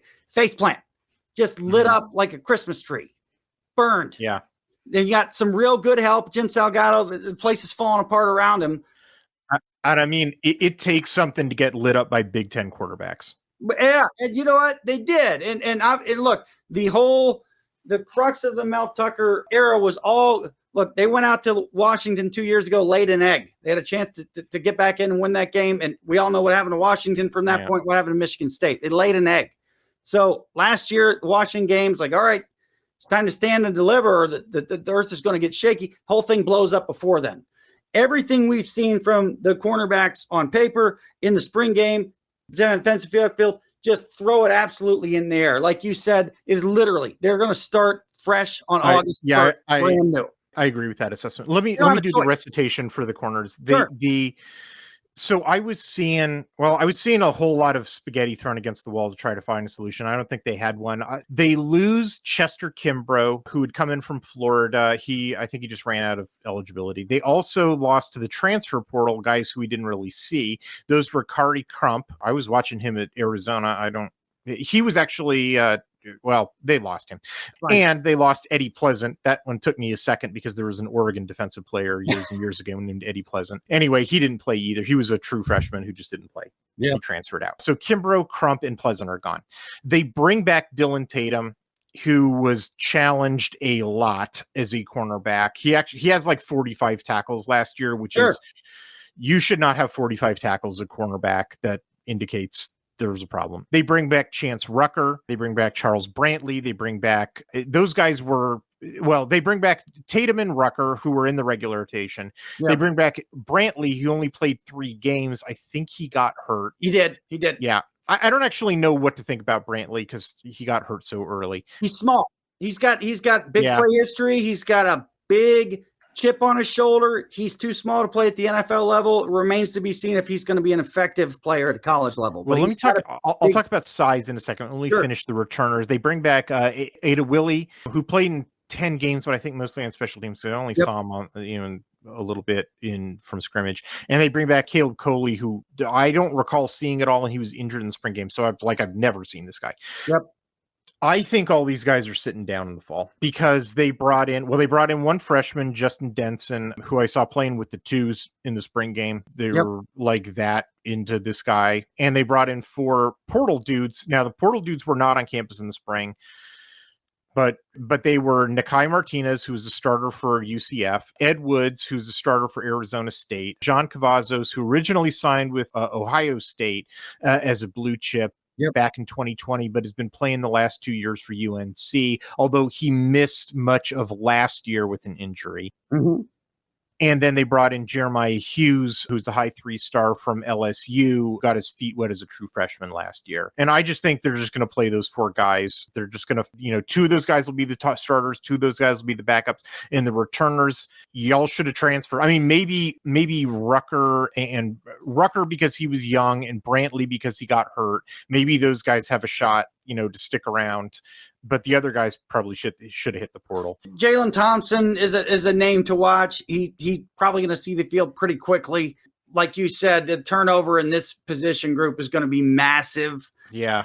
There's one name back there that is a standout. I think it's a guy with an NFL future. He is, of course, from the state of Georgia. That is Malik Spencer. He stands out as really, really good. Well, I think he's a safety. I was just limiting myself to the cornerbacks right now. Just sticking with the corners. Yeah, and some of those guys, I wouldn't be surprised if you see some guys move a bit, but I'm with you completely. Those guys that transfer portal in, they know what they're getting into. It's going to be really hard for them not to have a shot to play very quickly. I really think I think you're right. I really think that's what they're going to do. And the other thing that's interesting is I kind of think that a lot of the guys that they brought in, Woods and Cavazos were 2020 guys. I think they're on their last year of eligibility. And I think that might be true of Martinez. I think only has 1 or 2 years left. Yep. And Martinez is a 5'11" guy. Martinez is 5'11", and Woods, Cavazos, and Hughes, the other 3 transfers, are 6-foot guys. Demetrius Martin, I can tell you from years of watching him at, I think, 5 different Pac-12 schools. Yep. His whole deal is he wants 6'2" cornerbacks who have the fluidity of shorter guys, and he is good at finding them, and he puts them in the NFL. And they only took 1 true freshman, but look at his dimensions: 6'2", 196. That's a Demetrius Martin guy written all over him. So I think I know I just said he brought in 4 transfers. The transfers are going to play right away. I think they're all 1-year rentals, and they're going to go right back to the recruiting table next year and are going to bring in a bunch of 6'2" guys. You have just Demetrius Martin. Yep. You've just identified the blueprint and why Coach Martin, I think, is excited to be at Michigan State. He's going to have the resources to go across the country to Hawaii, etc., to find those guys. He knows what he's looking for. I think he's putting on the map across the country. This is exactly what I'm looking for to play at Michigan State. You have just laid it out better than anybody else could. Okay, safeties. There's one major guy who left, Jaden Mangum, the traitor. Yeah. who's the free safety all last year. So that's like the major question about how that position gets filled. But there's 4 other guys who transferred out as well, who played like a little bit of backup. Let me just recite those guys. Those were Malcolm Jones, Sean Brown, Marquis Lowry, and then like an unranked Division II transfer, Justin White, got a little bit of play too. So those 5 guys leave, but really Mangum's the main one. They bring back Malik Spencer, who you mentioned, who's playing like the strong safety / boundary safety position. It would change based on whether they were in base or nickel. They bring back Angelo Gross, who, as I mentioned, would play nickelback or another deep safety, again, depending on which configuration they were in. And then they didn't really play anybody else. We saw some backup play out of Khalil Majid, who I believe is a walk-on, although maybe I just wrote it down wrong again. And that's it. Too thin. Yeah, I mean, just like now, I mean, there's a couple of other guys on the roster. There's Amorian Smith, but he didn't play, who came in from Cincinnati. There's Samar Melvin, but he didn't play. He was from Wisconsin. And those 2 guys that I just mentioned were the only 2 guys I didn't see in the spring game and was not able to find from media reports that they were injured. They're just like not mentioned anywhere, not in the media. We're not in the spring game. John, do you know what's going on with Amorian Smith or Samar Melvin? We're really not going to know until we see them release a roster to start of August. You've got different things from classes, eligibility, what kids want to do. No, there are purely mysteries at this time. I would expect a handful of surprises or updates, meaning a handful of players either added to the roster, subtracted when they hand one out, when they start practice, in a number. In case you're curious, there's a couple of Wolverine defensive tackles who are that way, just like complete, like, what? Where are you? There's no reports about it. So safety is that position for the Spartans. It is. They brought in here. This is the flip of the cornerback room. It's 3 true freshmen. Jalen Thompson, who spells his first name differently than the defensive end, Jalen Thompson. In case anybody who a second ago thought you were referring to the defensive end, Jalen Thompson, that guy, his first name is spelled Jalen. Yes. This guy his first name is spelled Jaylen. So anyway, he's a safety. I mean, he enrolled early, and he was playing with the 2s in the spring game. There's also 2 fall enrollees. That's Andrew Brinson and Keyshawn Williams. So I guess we'll see how they fit in. And then they took one portal guy named Avion Gross, who I saw playing nickel with the 2s in the spring game. He comes in from the FCS ranks, but before he was in the FCS, he played for Charlotte, UNC Charlotte. Yep. In the FCS last year, he somehow played in no games, but got 5 tackles. I don't know how that's possible. Our special teams, I guess, or in practice. I don't know. So that was weird. It's like a portal guy who's basically has no experience. And like, man, they got to figure out how to solve their Mangum absence. Yeah, there's a long tradition in Michigan State of brothers, the Allen brothers, the Panasuks, like you said. Now we've got the Gross brothers here. So there may be a little bit of that there. Well, that's right. He's got a brother. That's Angelo Gross and Avion Gross. I didn't put that together. Those guys are brothers, huh? Yes, that is it. And it's a nod back to the D'Antonio era. And will there be any productivity? I don't know. I think we're more likely to see 2 Jalen Thompsons making plays on the same play and announcers explaining that difference than anything. Yeah, man, that's without any question. There's some head scratchers. Take out the Mel Tucker scandal. Just look at the Mel Tucker era on the field. It will forever be a head scratcher how the defensive backs were so bad and so I know, man. Just, I don't know what it was, timing, whatever it was, they missed on kids.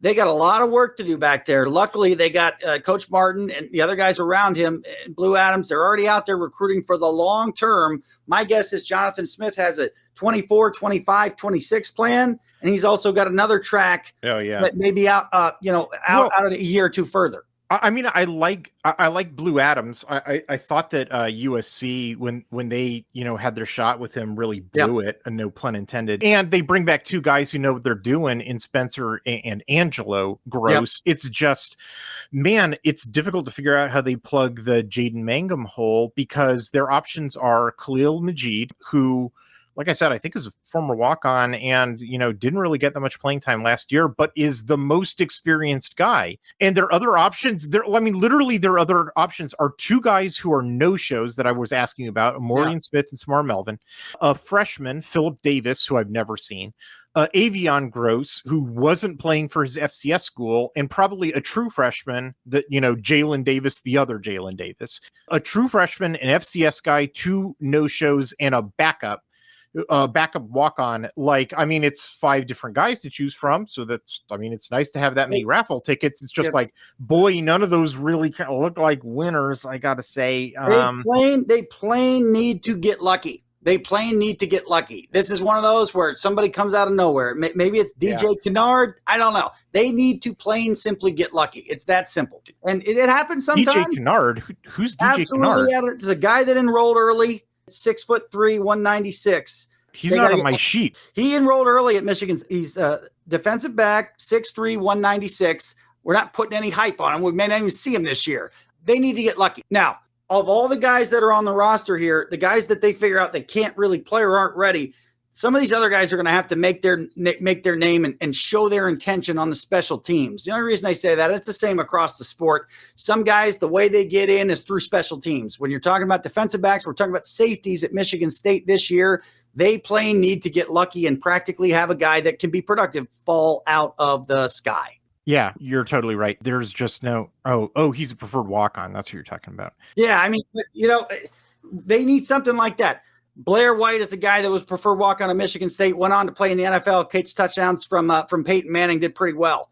They need something like that to happen here, and it needs to happen fast. Well, I think that Jaden Mangum, if I recall when I was writing my Michigan article, that was one that they snagged after their spring game because their safety room blew up due to some injuries, and I think it maybe caught Michigan State by surprise. Oh, for sure. Well, it did, but the Mangums, their connection to Mel Tucker, their betrayal, understood. And if you're weighing which one's a better situation, and those things are not what they used to be. Look, when I was around and Steve Stripling went from Michigan State to Michigan to take a defensive line coaching, that was an earthquake in the state, an earthquake in the Big Ten. Not in the earthquakes anymore. So guys flopping from Michigan to Michigan State or Ohio State, it ain't like it used to be. Not saying that in a bad way, but it ain't like it used to be. Yeah. Now, what is not also like it used to be?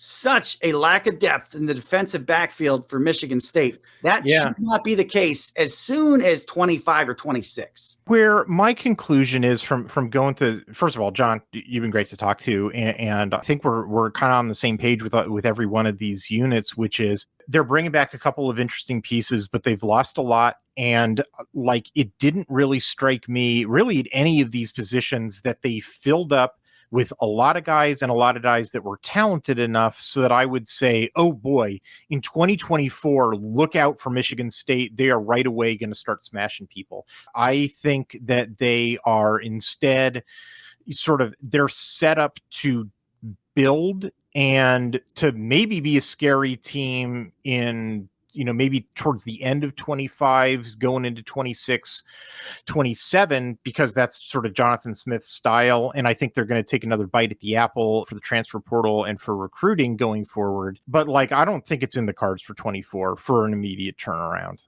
People in the state of Michigan need to hear your perspective, because what tends to happen is you tend to overemphasize the damage that such an amazing implosion has done.